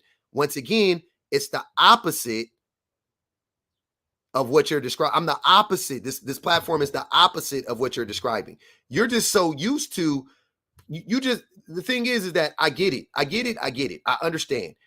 It's just hard for men or women to see, or people to see a person that is a part of an oppressive class of people speak out against the oppression. That's all it is. Once again, if you saw a white person talking about being anti-racist, if you saw a heterosexual person talking about dismantling homophobia or transphobia or whatever the case may be, like anytime you see that, for us, but it's because it is so foreign to us, it's jarring almost. A lot of people have a visceral reaction to it. They go, "Oh, wait. That's sus." Or, it ain't, it's always something else too. But sometimes, believe it or not, sometimes some people actually just can see what's going on. That's all. It's real simple. It was really not that hard to understand once you unpack it a little bit. And for me, I can't unsee it. That's where I'm at now. That's my problem. That's my biggest issue now in this space, is that I can't unsee all the things that I'm seeing. I can't go back. I've seen too much. You know what I'm saying? Like I'm locked in now, because I see all the things, and I don't mean this in the most literal sense. I'm saying in general, like all the things that women have said about men, all the things that my wife has said about me, all the things that I've experienced as a child, like all these things, I see them now as clear as day. So I can't, that will be a hard thing to repack. I can't repack all of that stuff. It's too much. It's all gone. I lost it. You know what I'm saying? For the better, right? And for the best. That's what's going on. So it's not really that. It shouldn't be that tough, but y'all just refuse to accept that there are people who do the work. There just are, man. I'm sorry to tell you. I know that's disappointing because you're trapped in whatever hellscape you're trapped in mentally. But some of us are actually like, I don't want to be walking around a miserable freaking individual and making everybody else around us mad and miserable. I don't want to be that person. I want to be the person that lights up the room, right? At my funeral, which I ain't gonna have one, but at my funeral, if they had one for me, I would want people to come in there and be like, everywhere he went, he lit up the room. Everywhere he went, he was the best. They're gonna say that about you anyway, because you're a man. I'm just kidding. They're not. I don't know how many funerals you've been to. when you unalive. I thought the thing was, at funerals, people always make the dead seem better than they are. So I don't know. When they go up, when people go up and go talk, that's when they do it. But in the congregation, okay. That motherfucker Billy, he owed me. That motherfucker Billy owed me $1,000 for 17 years, and he never paid me that. That be the stuff. I stopped going to funerals largely because of that reason. I was like, this is weird. Okay. Yeah, I was just messing with you, but yeah, my main point was that men will just use confirmation bias, for them, for that person. Just hearing that Kevin Samuels was able to bring up a large sample of women that were saying all these terrible things. It's easier for him to believe that than believe the victims of abuse that come out, that don't know each other, that have not been on a show together. And yeah, that was just my main point. But other than that, everyone get the likes up. Let's get to 150 likes, please. Let's get the shares up. Share with me, share with Best of Club Pub, share one at a time so the shares get, the share number goes up. And I just wanted to say that. And thanks for letting me up, public. Appreciate you. Oh my God. I'm not gonna lie. I feel like, when you cry for a long time and then you stop crying and you just be exhausted. That's what that earlier episode, that's what it feels like for me now. I'm coming down off of it and I feel Like that was really a lot. That my cortisol levels have like dropped. You know what I mean? Like they plummeted, and I'm like very not happy right now with that. But I appreciate y'all, man. Hey, shout out to everybody on the YouTubes for the super chats. Hey, Bana cash out one time $1 a do. 553 people in here. We got 580 people on the YouTubes. Hey, half of y'all throw your boy $1 in the pot, man. We can end it all today. We could, you know what I'm saying? $1 a do you. Y'all see the cash out right there, Prince Hayes. Anyways, all right, let me bring up a brother. Got some brothers in the queue. I wanted to say something real quick too, to the point of like the echo chamber and all the women coming up here saying the same thing. I think instead of like looking at that as like a negative, like whoever, because I think it was a woman that made that comment, right? Mm-hmm. Like instead of looking at that as like a negative or like a confirmation bias, I think another way you can look at it is all these women who don't know each other are coming up here sharing similar experiences or being able to relate to similar themes when it comes to men in general. Mm-hmm. So maybe there is a little bit of truth to it. Like if I didn't want to believe it before, but then I come in a room where there's 500 people in the room and damn near every woman that goes up to speak on the topic has a similar experience or at least can relate to it, maybe there is some validity to what they're saying, because these women don't know each other. They don't, you know, all these women from all over the world aren't meeting every Thursday to get their stories straight, right? Mm-hmm. Like let's figure out what we're going to say on Public's Live tomorrow. Like, no, these are random women from all over the world that are saying similar things. So should that not help you to validate what they're saying a little bit more? No. Especially if there's logically no reason to lie and make it up. Past the tree said, nah, it's an echo chamber. I invited him up. Let's see if he comes up. I don't know why y'all do it. I appreciate you, Deidre. Thanks, Danny D. Thanks for the appreciate the cash out. Thank you, Brianna. Come on up. Past the trees. Y'all say it's an look. Here's the craziest part. I be yelling, I gotta prod, I gotta pry, I gotta poke just to get y'all to come up here, and y'all screaming it's an echo chamber. Come up. Disrupt the echo chamber. I'm giving you the opportunity. There ain't nothing but space. There ain't nothing but space and opportunity between us, brother. It's a friendly fade. You one of them, huh? Y'all be yapping, man. Y'all be straight up yapping. And then when I tell you I'm your huckleberry, you get scared. you don't want to yap. You want to tap. Don't blame me. If it's an echo chamber, it's your fault. Past the trees. If it's an echo chamber, it's your fault. I'm gonna mute you for the rest of the live, by the way. But if it's an echo chamber, it's y'all fault. Thank you, Jasmine. Appreciate the cash out. Flower, thank you. I appreciate you. If it's an echo chamber, come on up. Disrupt the echo chamber. The lines are open. I don't be denying y'all. I be letting y'all up. As long as y'all don't say nothing, I don't even be dropping people. I only drop people when they do like wild stuff. Like you got to do like, oh boy, you got to do some wild stuff. Appreciate you, Amanda. Thank you so much. That's what it is, fam. Come on, y'all. What up, Navi? What's going on, public? Chilling. Trying to catch a friendly fade with these square bears in the comments. Nervous purposes in the comments. I need to make a t-shirt design that says friendly fade. You know what I'm saying? I need to Hey man, friendly fade's been going on. Friendly fade's been going on forever, brother. Friendly fade's been going on forever. I feel you. I was about to antagonize Shenanigans and call her queen, but I ain't gonna do that. It's too Monday for it. It's too Monday for it. I know that's a Friday comment, sir. Yeah, I know when a woman come in my inbox and be talking about some grand rise, and it's an instant block, because I already know you about to try to sell me Bitcoin or Forex or something like that. I already know you about to try to sell me a plot of land in Burkina Faso. Appreciate you. Now they gonna try to sell you some what's that stuff they be eating? Sea moss. They gonna try to get you on the sea moss train. Sea moss, yeah, like I ain't trying to do that. But I'm looking at the prop. Red pill, men want single child-free women to be miserable as a punishment for not choosing them. That's accurate.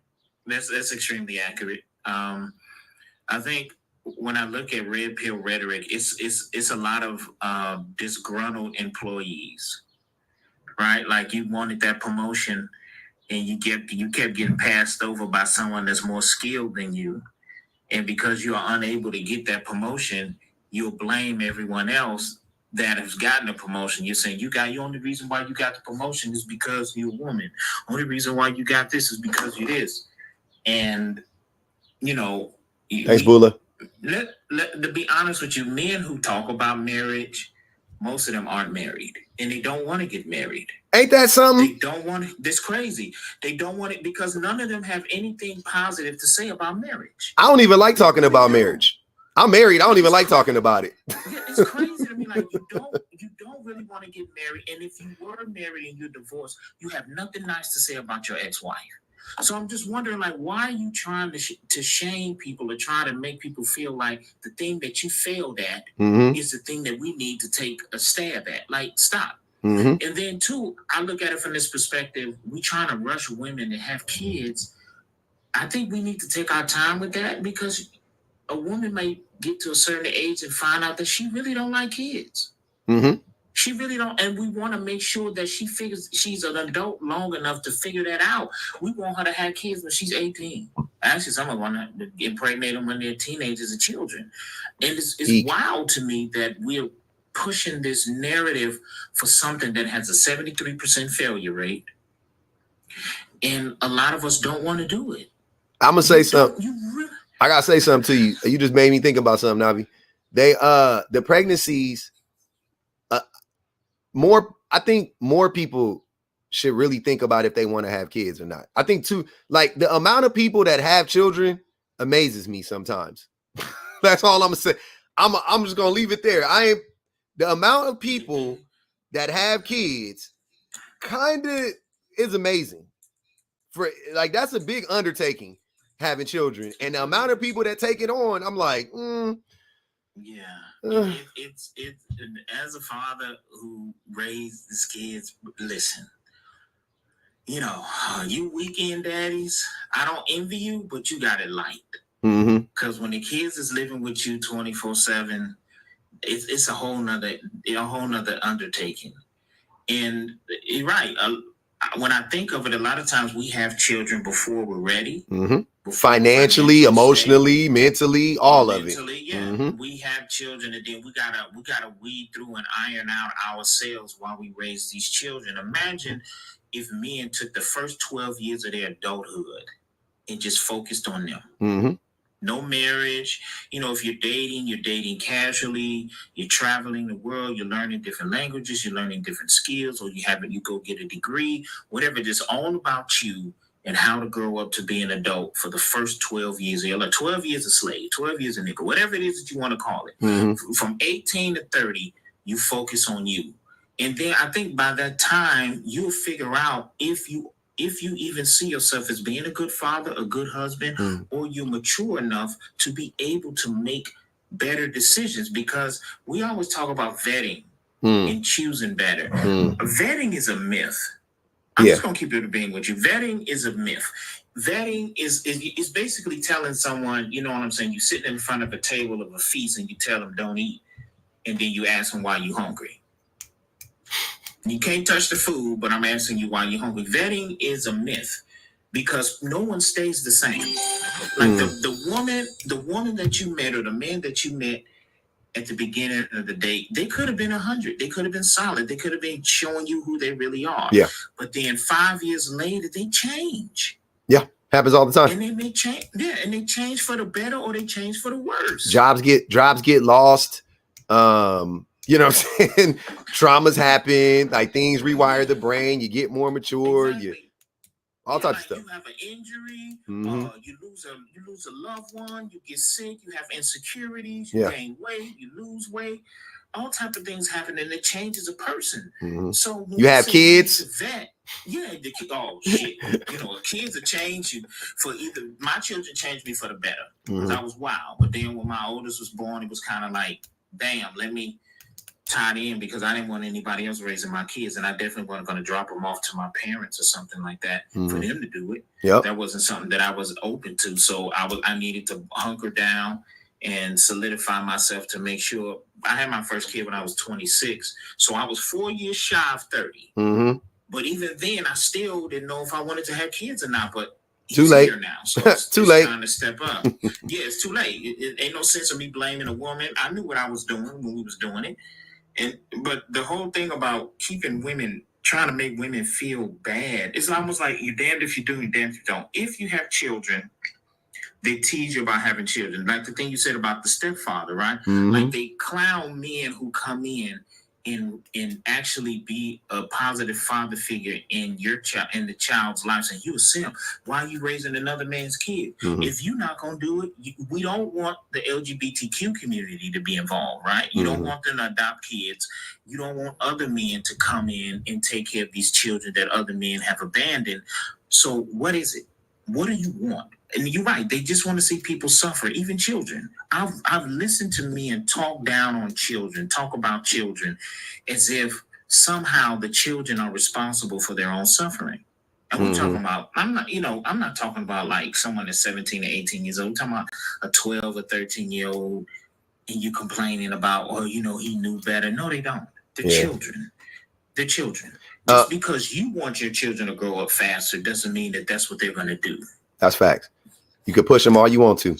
But I don't want to hear any more. You got that win. Hold on. I don't want to hear no more vetting advice from the same group of people that claim they can't tell the difference between a teenage girl and an adult woman. I'm sick of the vetting conversation from that group of people particularly. Always telling women how to vet, but you can't tell the homeboys in your circle that are essayers and domestic abusers. You can't tell the difference between a teenage girl and a grown woman, but you telling everybody else how they need to learn how to vet and how they should have saw this, that, and the third coming. You can't tell if that woman got her between a man and a woman. Someone can't tell between a man. You can't tell if that woman. You can't tell if that woman got a whole full face beat, or or she just woke up in the morning all natural. You can't tell if she got a BBL, or you can't. You don't know nothing. Y'all don't know nothing, man. Men don't got to vet. We already know men don't have to vet women, right? Y'all know I will scream that until it ain't true. Men don't have to vet women. It's not. We don't vet women. We don't got. We don't even worry about it. We assume most women come ready. Right? Like they just show up ready to be a good wife. They show up ready to be. So then we just get to go, oh, is she cute? Is she pretty? Is she, whatever? Is she submissive? Whatever the other bull crap you want to, think of or whatever. And that's all men do. That's not vetting. At the worst, the most that's going to happen to you if she's not is you're going to get your feelings hurt. You might get cheated on.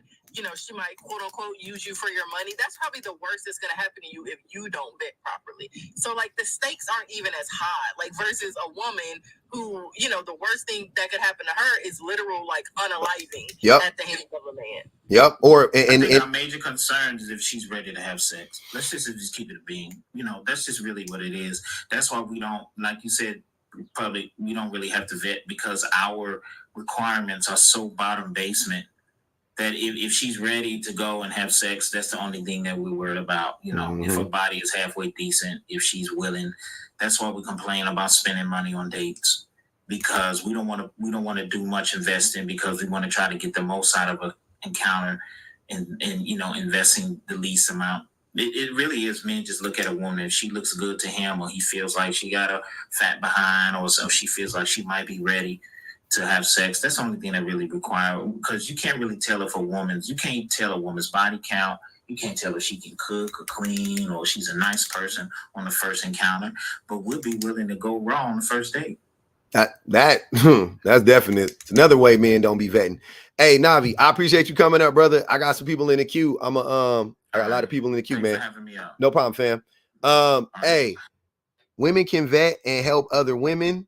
Men can't tell a woman about vetting because majority be lying anyways. SG, absolutely. And that's why women can't vet.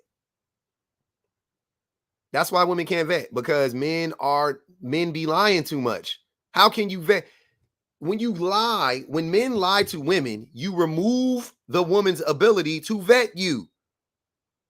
That's the point. That's why we say vetting isn't real. It's not a real thing. You could say it all you want. You could say, oh, it's not about not doing nothing. Because she said, oh, what are you going to do? Not do anything? Nobody's saying not do anything. Nobody's saying not do anything. What we're saying is too many people walk around talking about vetting as if as if it's an actual science when it's not. That's all we're saying. It is not a science. Yes, going on dates with people, it would be considered vetting. Talking to them on the phone, talking to them face to face, going out with them, introducing them to you, like all these things would be technically considered vetting, no doubt about it. But what we're saying is that there is no way for you to actually know who the person is. There's no way. That's what we're saying. So with that being said, vetting isn't real. It's not a real, it is not a science. It's just made up. Vetting is a feeling at the end of the day. Do you feel comfortable around this person? Do you feel like this person will treat you right, treat you whatever? That's all. You don't know shit. You don't know shit.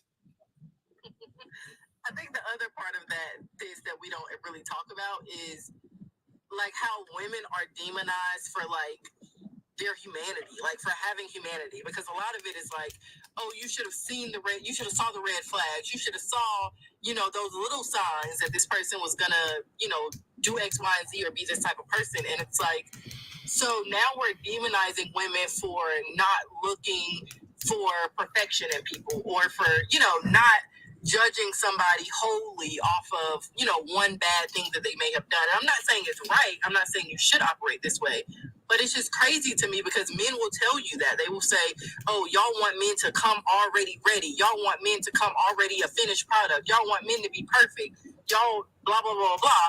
And then when a woman doesn't have those standards and she ends up getting hurt, you'll tell her, you didn't vet better. You should have saw those red flags. It's just this constant the circular arguments within the red pill community astounds me. How many of them there are. At the end of the day, the point is, it's always going to be her fault. So when you are human and you take a man and you give him an opportunity to show you that his potential can turn into purpose or whatever you want to call it, and if it doesn't work out for you, that's what you get. But if you do it and it does work out for you, that's what women need to do. Y'all stop expecting a finished product, blah, blah, blah, blah. Like I got so many video clippings. I got content coming, by the way, but check on the YouTubes about this topic. It's so funny that we're talking about it right now, but literally, oh my God, I ain't gonna even say nothing. I got so many. I was working on. I clipped so many videos for this stuff. Appreciate the Cash App. I appreciate y'all, man. Keep tapping the live. 139,000 likes, man. Let's see if we can get up to 200,000 before the live ends, man. What's going on, CJ? You got to take off that Earl sweatshirt picture. I just read an article. I will not take it off. Hold on, wait. I gotta tell you something real quick too. I just read about how Earl Sweatshirt came. He started rapping when he was in the 7th grade, and he released a mixtape in the 7th grade. And I heard some of it today, and I was like, "Oh, that's crazy. That was dope." But anyways, I just think it's funny. That picture is hilarious. Go ahead. Don't get me started on Earl, bro. I love this dude for real. Clearly. I had a question that was like slightly related to what that one guy said, but like he already left a while ago. But I was gonna ask, like, I'm genuinely curious. Do you think that if a man, like, if his daughter or wife is not considered attractive or he can't control her, do you think that they like will start to resent them because of that, and then will be less likely to like be there for their daughter or something? Does that make sense? Yeah. Men say that all the time. That's what they say. They say what you can't protect, what you can't control, or something like that. Of course. Oh yeah. Okay. So yeah, that's what I was trying to say. I think because I was wondering, is like, does the attractiveness level of your daughter matter? That was weird. Anyway, relating. Can I talk about the topic real quick? Yes, please. Okay. Oh my God. I'm not gonna lie. Here's what I think exactly happened. I think that whoever made that thing about the Tracy I think that man slid in her DMs and she left him on red, and he made this. That's crazy that he had that thought that she would read his. That's crazy. Like, what you mean? I'm a high value man. What you mean? Like, nar, get out. That I can see that though, because men are that entitled. That's crazy. Shan, hold on. Shan. Every time, hold on. I know it's hot in the whip. Come on. I'm sorry. But they do be thinking every time that if you're single, then it must be out of desperation, and so they have a chance. Like, you're available. Especially like women like Tracy Ellis Ross, they think like, why would she be single? Like, she has, whatever. So she must be desperate, so I have a chance. And that's why they be getting mad too at the single moms who turned them down. Because what? You're a single mother and I'm offering you companionship and you don't want it? Like, what do you mean? Especially if you got a kid. Don't have a kid, by the way. They gonna really. Right, that's what I'm saying. Like, if you're a single mom and they offer you companionship, you turn them down. It's like, how dare you? Like, what? Every single mom needs a man. That's what they be. Somebody asked, what does it say? I read it earlier. I forget that you guys all weren't in here. There's 500 some people in here. We got 1,000 people between the two things. But ladies, this is Tracy Ellis Ross. This is a person writing this to the women, apparently. Ladies, this is Tracy Ellis Ross. She is an American actress. She is half a century old, thinking she still got it going on. She's unmarried, single, and childless. She thinks since she's going through perimenopause, she can redefine what womanhood means. Sorry. She doesn't understand that her poor choices has led her into what she's going through. She posts thirst traps. She is miserable out here. Tracy has failed as a woman. Don't be like Tracy. That's what it says. What was the exact poor choices in question? Like, I don't know. Being rich, owning an infinity pool. Sorry. Being rich, owning an infinity pool, having a flat tummy. I don't know what was the decision she made that was so bad, man. Can I wait? Oh yeah, that's what I wanted to talk about. I remember. Okay, so I don't know. Y'all know that I'm pretty young. I'm 18, right? Mm-hmm. I don't understand. Like, I kind of understand like the whole wanting a naive young girl, but genuinely, like, I don't understand how older dudes like want younger girls. Like, look, I don't even want to mess with a 16-year-old dude. They're so like airheaded. I can't stand it. Like, I don't know. I think it's just like, it's so dumb because they're not gonna, an 18-year-old or like a 20-year-old girl is not gonna bring anything to the table for you except like what? Cuteness? There's nothing floating in my brain but like 2 neurons, bro. Like, come on. You still like Earl Sweatshirt. That's what I'm saying. Like, imagine, hold on, for the fellas, this ain't even, CJ, you gonna catch it straight, and this ain't even about you, really. It may pertain to you, this ain't even about you. But my homie told me this. This is what happened to him. Imagine getting in the whip with your, I'm 42, me and a homie the same age, so we 40 years old. Imagine jumping in the whip, because I could go as young as 30. I'll be honest with you. I think 30 is too young, but I'm going to say 25. I'm going to say anything in the 20, anything that start with a 2 is crazy. Imagine jumping in the whip with your woman that's 2 and whatever the number follow behind it, and she throw on like an Earl Sweatshirt, or she throw on some shit that you just like, and then she looking at you because you throw on some Pac, or you throw on some Snoop. She's like, bro, it's just crazy. Like, that literally, like, my homie literally told me that happened to him. He said that is exactly what happened to him. He was like, yeah, man. And I was like, what was it like dating a girl that young? I'm trying not to judge him, by the way. I'm judging him the whole time. Like, when I'm like trying to just like understand, like, why would you even go out on a date? He was like, you know, man, she wanted to go out with me, yada, yada, yada. Look. Katie said it. Tyler is the GOAT. If you put on Tyler, the Creator, in my whip, I'm not saying I don't like some Tyler songs. Come on now. I'm not saying that. That's not, y'all missing my point. I like some Tyler songs. I'm just saying, if I get in the whip and Tyler is the thing that's playing, I'm getting out the car. Like, I'm cool. Like, yeah, we not gonna, that's crazy. Like, we're not, I know it's a disconnect in age, y'all. Don't take it personally. Y'all don't like my old. Hold on now. Hold on. Sir, I listen to mostly old school music. I don't even like these new school people for real. I'm a little offended by that. I actually prefer to listen to old school rap. You know what I'm saying? What's old? Tyler is technically old school rap now, CJ, just so you know. But what is old school rap? Okay, I like listening to a lot of Outkast. I like MF Doom. I like Nas. I like, what's the name? Tribe Called Quest. I love Tribe Called Quest. That's my favorite group. Okay, you spitting. Okay. You had me at a Tribe Called Quest. No worries. You got it. No, man, I got the whole playlist. You passed the test. But if I get in the whip and she throw on Tyler the Creator or Earl Sweatshirt, I'm getting out the car. I'm just leaving. I already know it's not gonna work. It's not. We already know you have an old soul because you spend your time hanging out with our old asses. If you can kick it with us, you good. You know, 18-year-olds be worried about the political and economic state of the world. Like, come on, guys. Somebody said Outkast is old school. Absolutely. Outkast came out in 1993. Outkast came out in the 1900s. Yes, they are old school. Tyler the Creator came out 15 years ago, y'all. Don't forget that. I remember being in the club when Tyler the Creator. I remember when Goblin got played in a club I was in, and I was like, what is this? This dude is weird. Huh? I'm not gonna lie, Goblin is ass, bro. That was literally, I hate that album so much. First of all,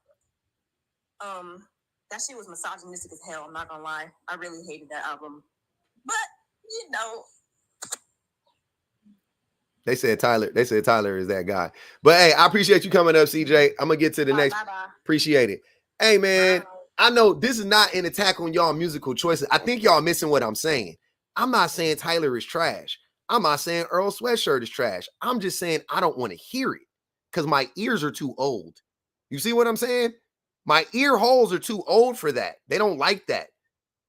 So if I get in the whip, I could take like a drop of it. You know what I'm saying? It's like spiciness. Like I don't like a lot of spicy. You know what I'm saying? Just enough. I don't want it to be uncomfortable when I eat the food. Just a little spice. You know what I mean? That's all I'm saying. Yeah, my ear holes are old, man. I hear certain things. I'm like, you know. The only new look, I ain't gonna hold y'all. The real only new stuff I could really, really vibe with. I really like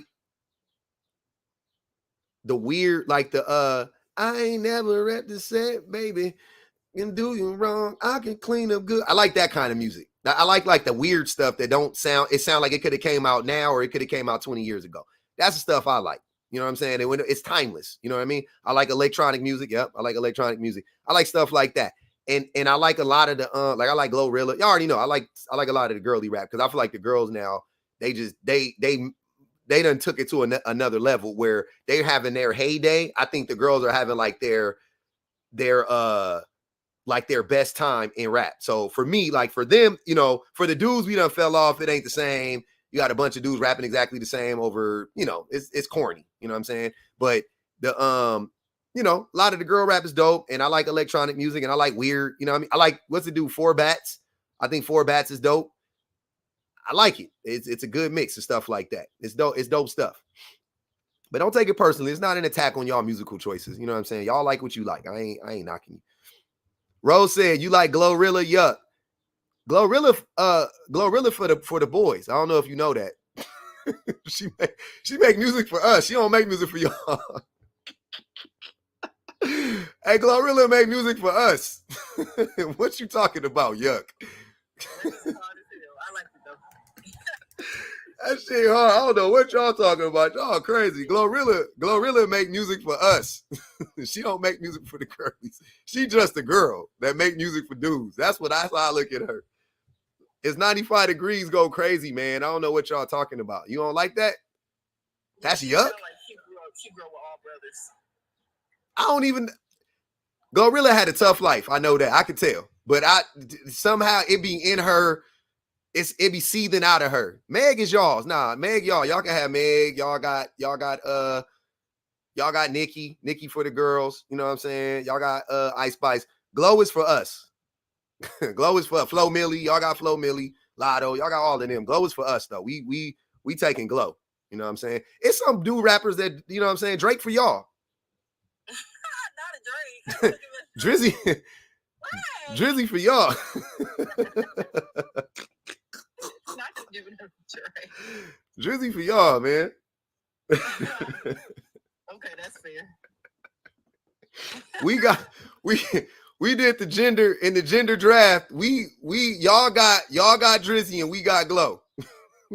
we made the swap. I didn't vote on this.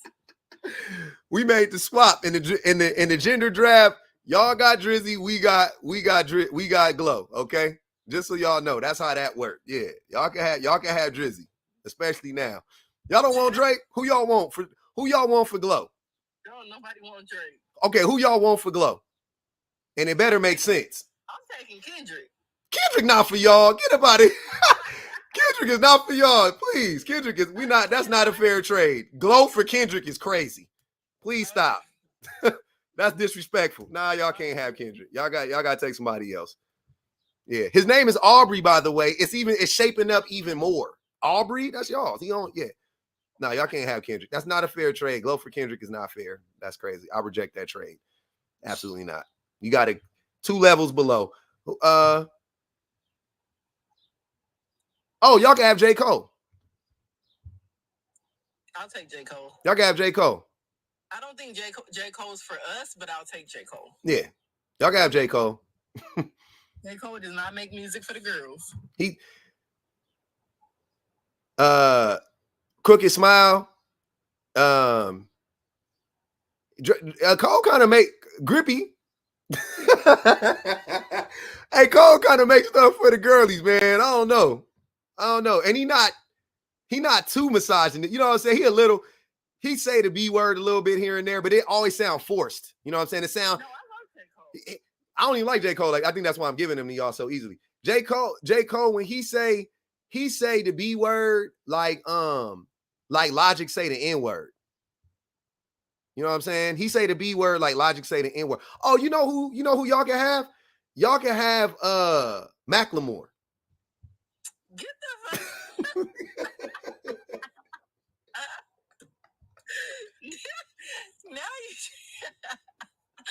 Now you trying to get cussed out for real. Now you just playing for real. Oh my God. Hey, y'all can have Macklemore, man. Exactly. Nah, y'all can have Macklemore. Macklemore for the girls for sure. Yeah. Y'all support Macklemore message? Right, I'm about to mute him. Y'all support Macklemore message, man.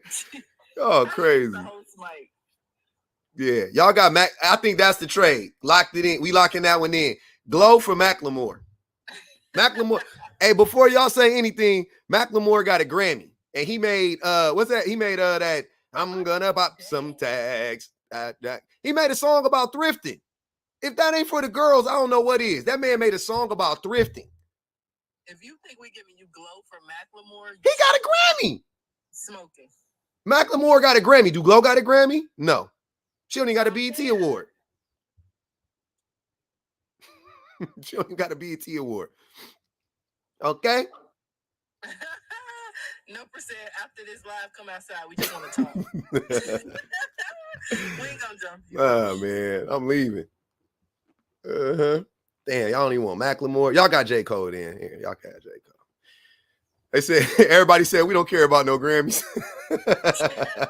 I tried to trick y'all with the Grammys. Damn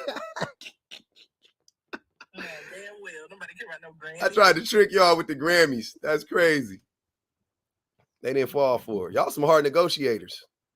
I should have known better. Let's get all right. That was fun. We needed a palate cleanser. I needed to laugh, man. It's been tough. Not drop pub. That's crazy. Jeezy for Kia said Jeezy for the girls. That's crazy. I don't know about that, Kia. I don't know about that one. Go ahead, Tony. Hi. What's going on?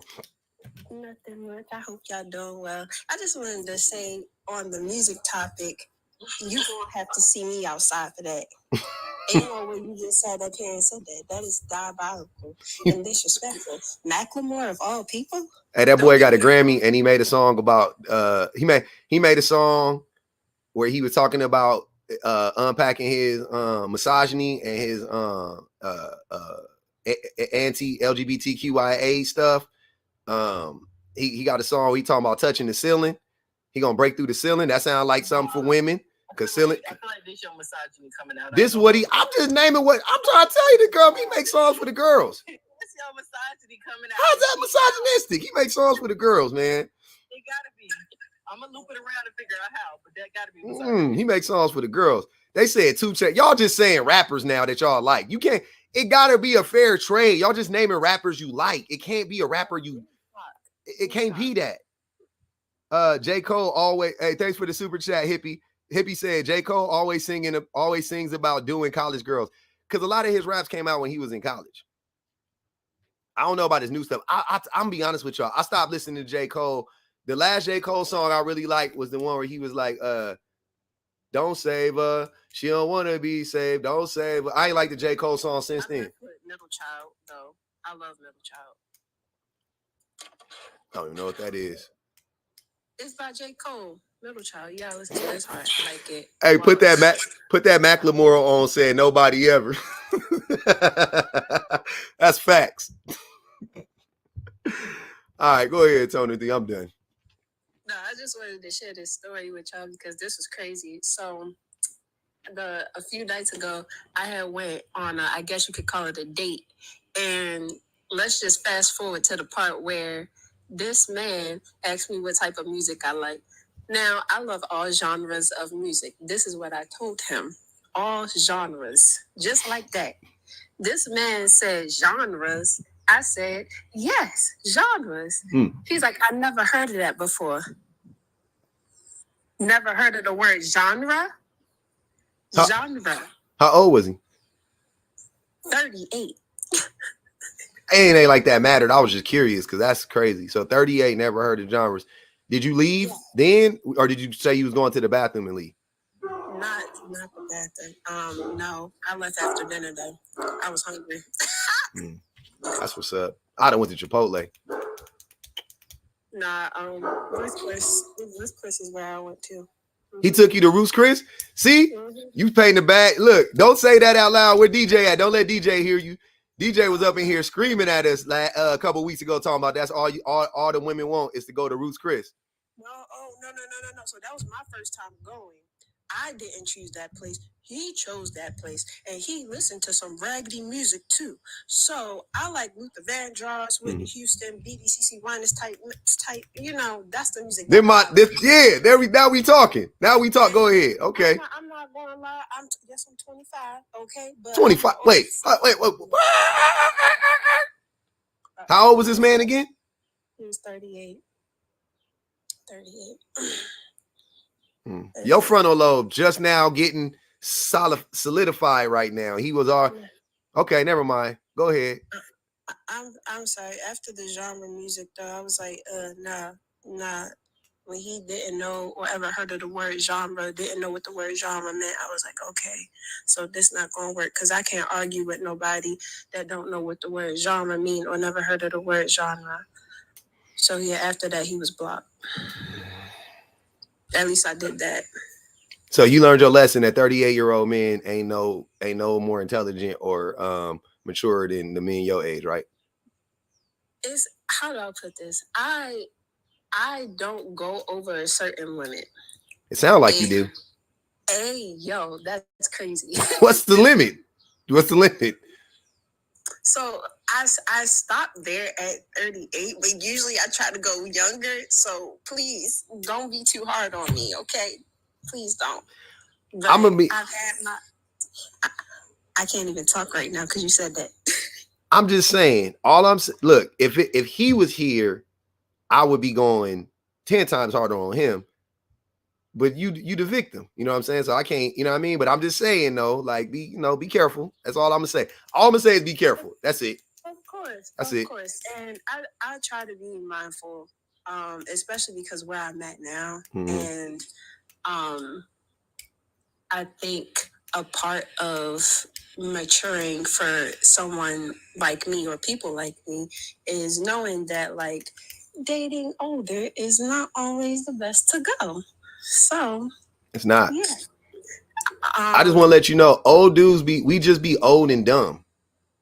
Oh, I know. We don't be old and smart. We don't be like old and wise. We be old and stupid still. We not even as fun. Ain't the younger boys, ain't they fun? Don't y'all, it still be fun, right? It's still exciting a little bit. We don't be wanting to go out half the time. He took you to Roost Chris. That's an old people place. That's not Roost Chris is for old people. I bet you you didn't see another 25-year-old in there. I guarantee you. I don't know if they were 25, but it was some people in there it was some young ladies in there that looked good. Oh, yeah, they was on dates with old dudes too. That's what it was. See? But yeah, that's all I would. I'm not gonna lie. The first time I went to Roost Chris, I was with an old dude. So yeah, that's old people stuff. I'm telling you, that's where old people go. First of all, young people don't even got the money to go to Roost Chris. That's what I'm trying to tell you. Like I'm saying consistently. I'm saying like that's not something like most 25-year-old dudes just like, yeah, let me go drop $300. Like that's not. Come on, that's to a 38-year-old. That ain't much. You know what I mean? But like to a 25-year-old, that's a third of his rent. You know what I mean? Like that's crazy. But it's okay. You know what I'm saying? Like I said, I ain't judging you. You good. Just yeah. Look out. Of course, being careful and being mindful. Yeah. And old men got worms and cooties, they said. That's what that old men got worms and cooties. Be careful. Yeah, I ain't trying to do all that. But I will say this. I'm glad that there was like a sense of he was gentleman, like I as far as like the normal stuff of taking someone out, like, you know, opening the door, paying for stuff. He owed. You know, yeah, of course. So I can say that, but it's not. I can't be with somebody that's illiterate. That don't go away with age. That's what I'm trying to tell you. If he was illiterate after the 6th grade, he's still illiterate now, more than likely. That's the thing. So unfortunately, we don't get no smarter the older we get. But hey, appreciate you coming up. Good luck, man. Good luck on the date next time. Fingers crossed. Fingers crossed. Oh my God. Y'all killing me today. Y'all are killing me today. That's crazy.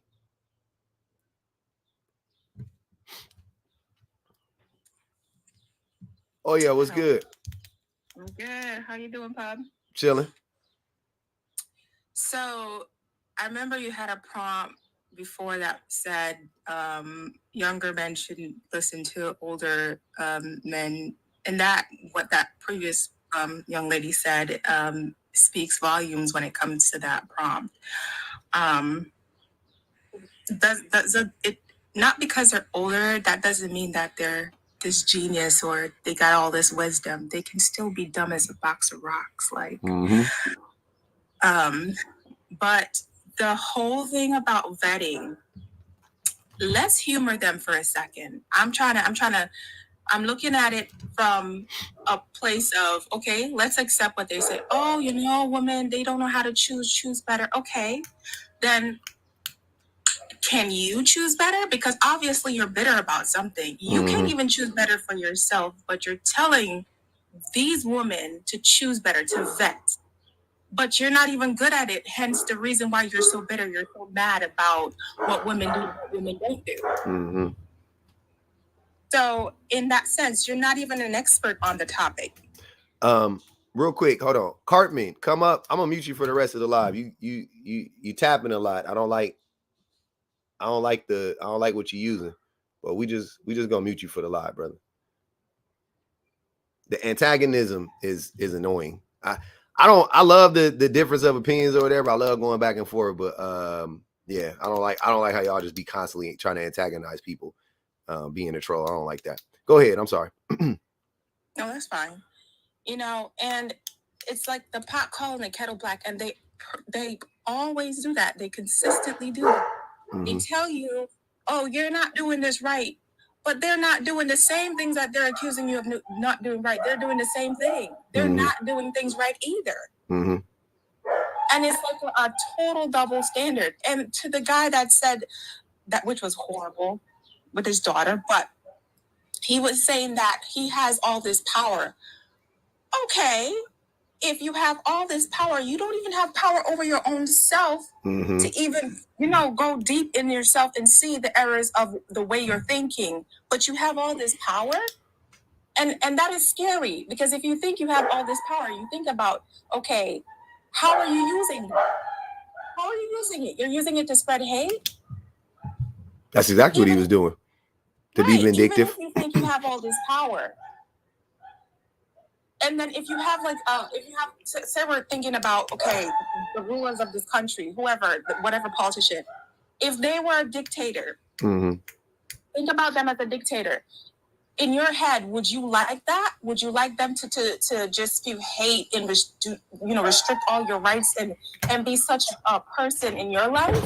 But why would you want that for anybody else? If the answer is no, why would you want that for anybody else, man or woman? They don't care about people. So, you're asking people that have zero empathy to have empathy. You know what I'm saying? And that's the problem. They don't have the empathy, and they think they're this upstanding citizen. Oh, I'm so good. No, you're not fooling anyone, and that's the problem. You're not fooling anyone, and you can't stand that you can't fool anyone.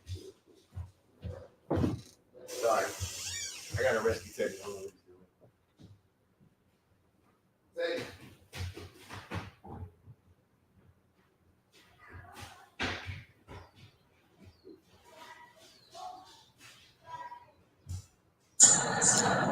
I think he had to step away for a second, but yeah, I agree. And I think that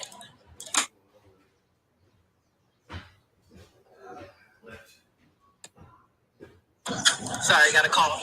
But I talked about this before, how they will they will do anything but grow and change as human beings. So going as far as becoming passport bros and traveling all over the world just to try to find a woman that has to put up with you, instead of just literally becoming a better person, and you can find somebody right here on U.S. soil. But that's the problem. They would rather sail the ocean, like Christopher Columbus, trying to find that woman that would just put up with them as is, before they actually try to make themselves a better person, and then want to turn around and tell everybody else they need to vet better. How you gonna tell somebody to vet better when you can't find anybody in the whole country to put up with you? And also, they be mad when they get that person that'll put up with them. They still don't be satisfied with that person like that. They drag that person too, because that's not the person that they really wanted. You know what I'm saying? They wanted that person's attitude towards them in Shan's body, or they wanted that person's attitude in them in you know what I mean? They wanted that person's mind in Oya's body. You know what I mean? That's how they get down. So then when they get that person, that's when they get that we're gonna call them pick me, because that's usually what they are. When they find that perfect pick me, they drag her, they treat her, they neglect her, and they don't care at all. Exactly. And that, from my experience, that has hold true. And the thing about it is, I'm gonna speak on my ex. He would always say, "Oh, all women want is money. All women want is this. All women want is that. All they want is financial gain." But I'm like, you don't even have a dime. You don't have 2 red cents to rub together. I'm with you. So it's what are you talking about? Damn. Of course, those are always the ones saying that. It's always the men that have nothing, speaking for rich men's experiences. What? How the hell would you know? But I was trying to explain that in another live too earlier, when they were talking about how much of yourself should you have to compromise and sacrifice, within a relationship to do things that you don't like, but that your partner might like. And my whole point was of course, everybody in a relationship is going to have to do that sometimes. But if you find yourself having to do that all the time, maybe y'all just aren't compatible. Right. If every time you turn around, you're sacrificing yourself, or you're doing something you don't like to please the other person, y'all may just not be interested in a lot of the same things. Y'all might not be compatible. And they wanted to argue me up and down. And it's that's the same point that I made, what Public just said, that y'all will try to force a woman that you don't like to be the woman that you do like. You'll get somebody for all these other superficial reasons, and then you want to force her to change into the type of woman that you want her to be, instead of going to find that in the first place. So instead of you having to drag this woman into doing all these things cooking every day or being a traditional wife or whatever it is, instead of you having to literally drag her kicking and screaming into doing that, why don't you go find somebody that already wants to do that? BW said, I started getting hit on by men regularly starting at 11. My father's friends, uncles, it was everywhere all the time. I call my lifestyle now dodging D. Turn me off of it most times. That's crazy. Damn. Hey, y'all, go ahead, Ruthie. Oh, yeah, I appreciate you coming up. Y'all keep liking the live up, man. Bang the cash out one time. Let's knock out some of these give goals. I really appreciate y'all rocking with us this morning. I'm what time is it? 12. Okay, cool. Go ahead, Ruthie. Hey, everybody. Morning or afternoon now. I think it boils down to the fact that a lot of the men that think like this don't believe that women should have a choice or a say-so in who men get to choose. So they don't feel that women should be able to take them out of certain men's price range, if you will. They feel like all women should be accessible to them, right? And that they should be the guy on the 20v1 and that women should just line up and I get to pick who I want. You don't get a choice. You don't get a balloon to pop. Yeah. And that's how, when you think about it, that's not how a balloon. The system, you know, I'm sorry. But that's how the system has been for quite some time, right? That you were told that you just were supposed to pick a guy. It was never in men's game cards for women to say, well, we're just not going to choose any at all. No, you have to play with us. Yeah. Nah, we'd rather not. You have to. And now they're knocking over the damn game board. That's what we're seeing in real time. I just want to add this real quick. I don't want to monologue, but I took a human sexuality course, right? It was a part of my psychology program. And in that, we talked a lot about, and mind you, this was a long time ago. This was like in 2015 that I took this class, right? So this is like, you know, social media wasn't even what it is now, right? Especially with AI and technology with, you know, virtual reality, sexual things and stuff like that. But I asked a question and it was a genuine question. It wasn't like I was trying to make some kind of like science breaking like experiment. I was genuinely concerned and curious. I said, is technology evolving faster than human relationships and sexuality can keep up with? And my professor at the time said, absolutely. I don't want to go into the whole thing, but it was a very scary conversation. So to have been talking about that with like-minded people in that program and to see what I didn't think this was going to happen. I just was curious if it could, and now we're seeing it. So it's just very scary. That's crazy as hell, man. Especially back then. I know you was like, what? Like, what the hell's going on? So I am I'm thinking I'm gonna restart the live. I'm not gonna even hold y'all. I have another prompt I wanted to do today. I was gonna do 2 prompts, and I don't like switching it in the middle of the live. It just, yeah. That's fine. Yeah. No problem. I'm gonna let y'all know. I'm about to restart the live. I appreciate everybody for coming up. I want to make sure you got up here, Ruthie. I saw you here the other day, and I didn't get around to you. So yeah, I be in and out, be trying to catch you. You feel me? I know. Thanks for having me. No problem. I appreciate y'all. Hey, yeah. Hey, so I got a new topic. I'm gonna do right now. I'm gonna bring it back. Give me a minute. I will be right back in the next, I don't know, maybe 5 or 10 minutes. I might grab me something to eat right briefly, but I'll be back. But yeah, I'm with y'all today. I got time. So we're gonna run it back again. Change the prompt. Yeah, we'll run this prompt back. Yeah.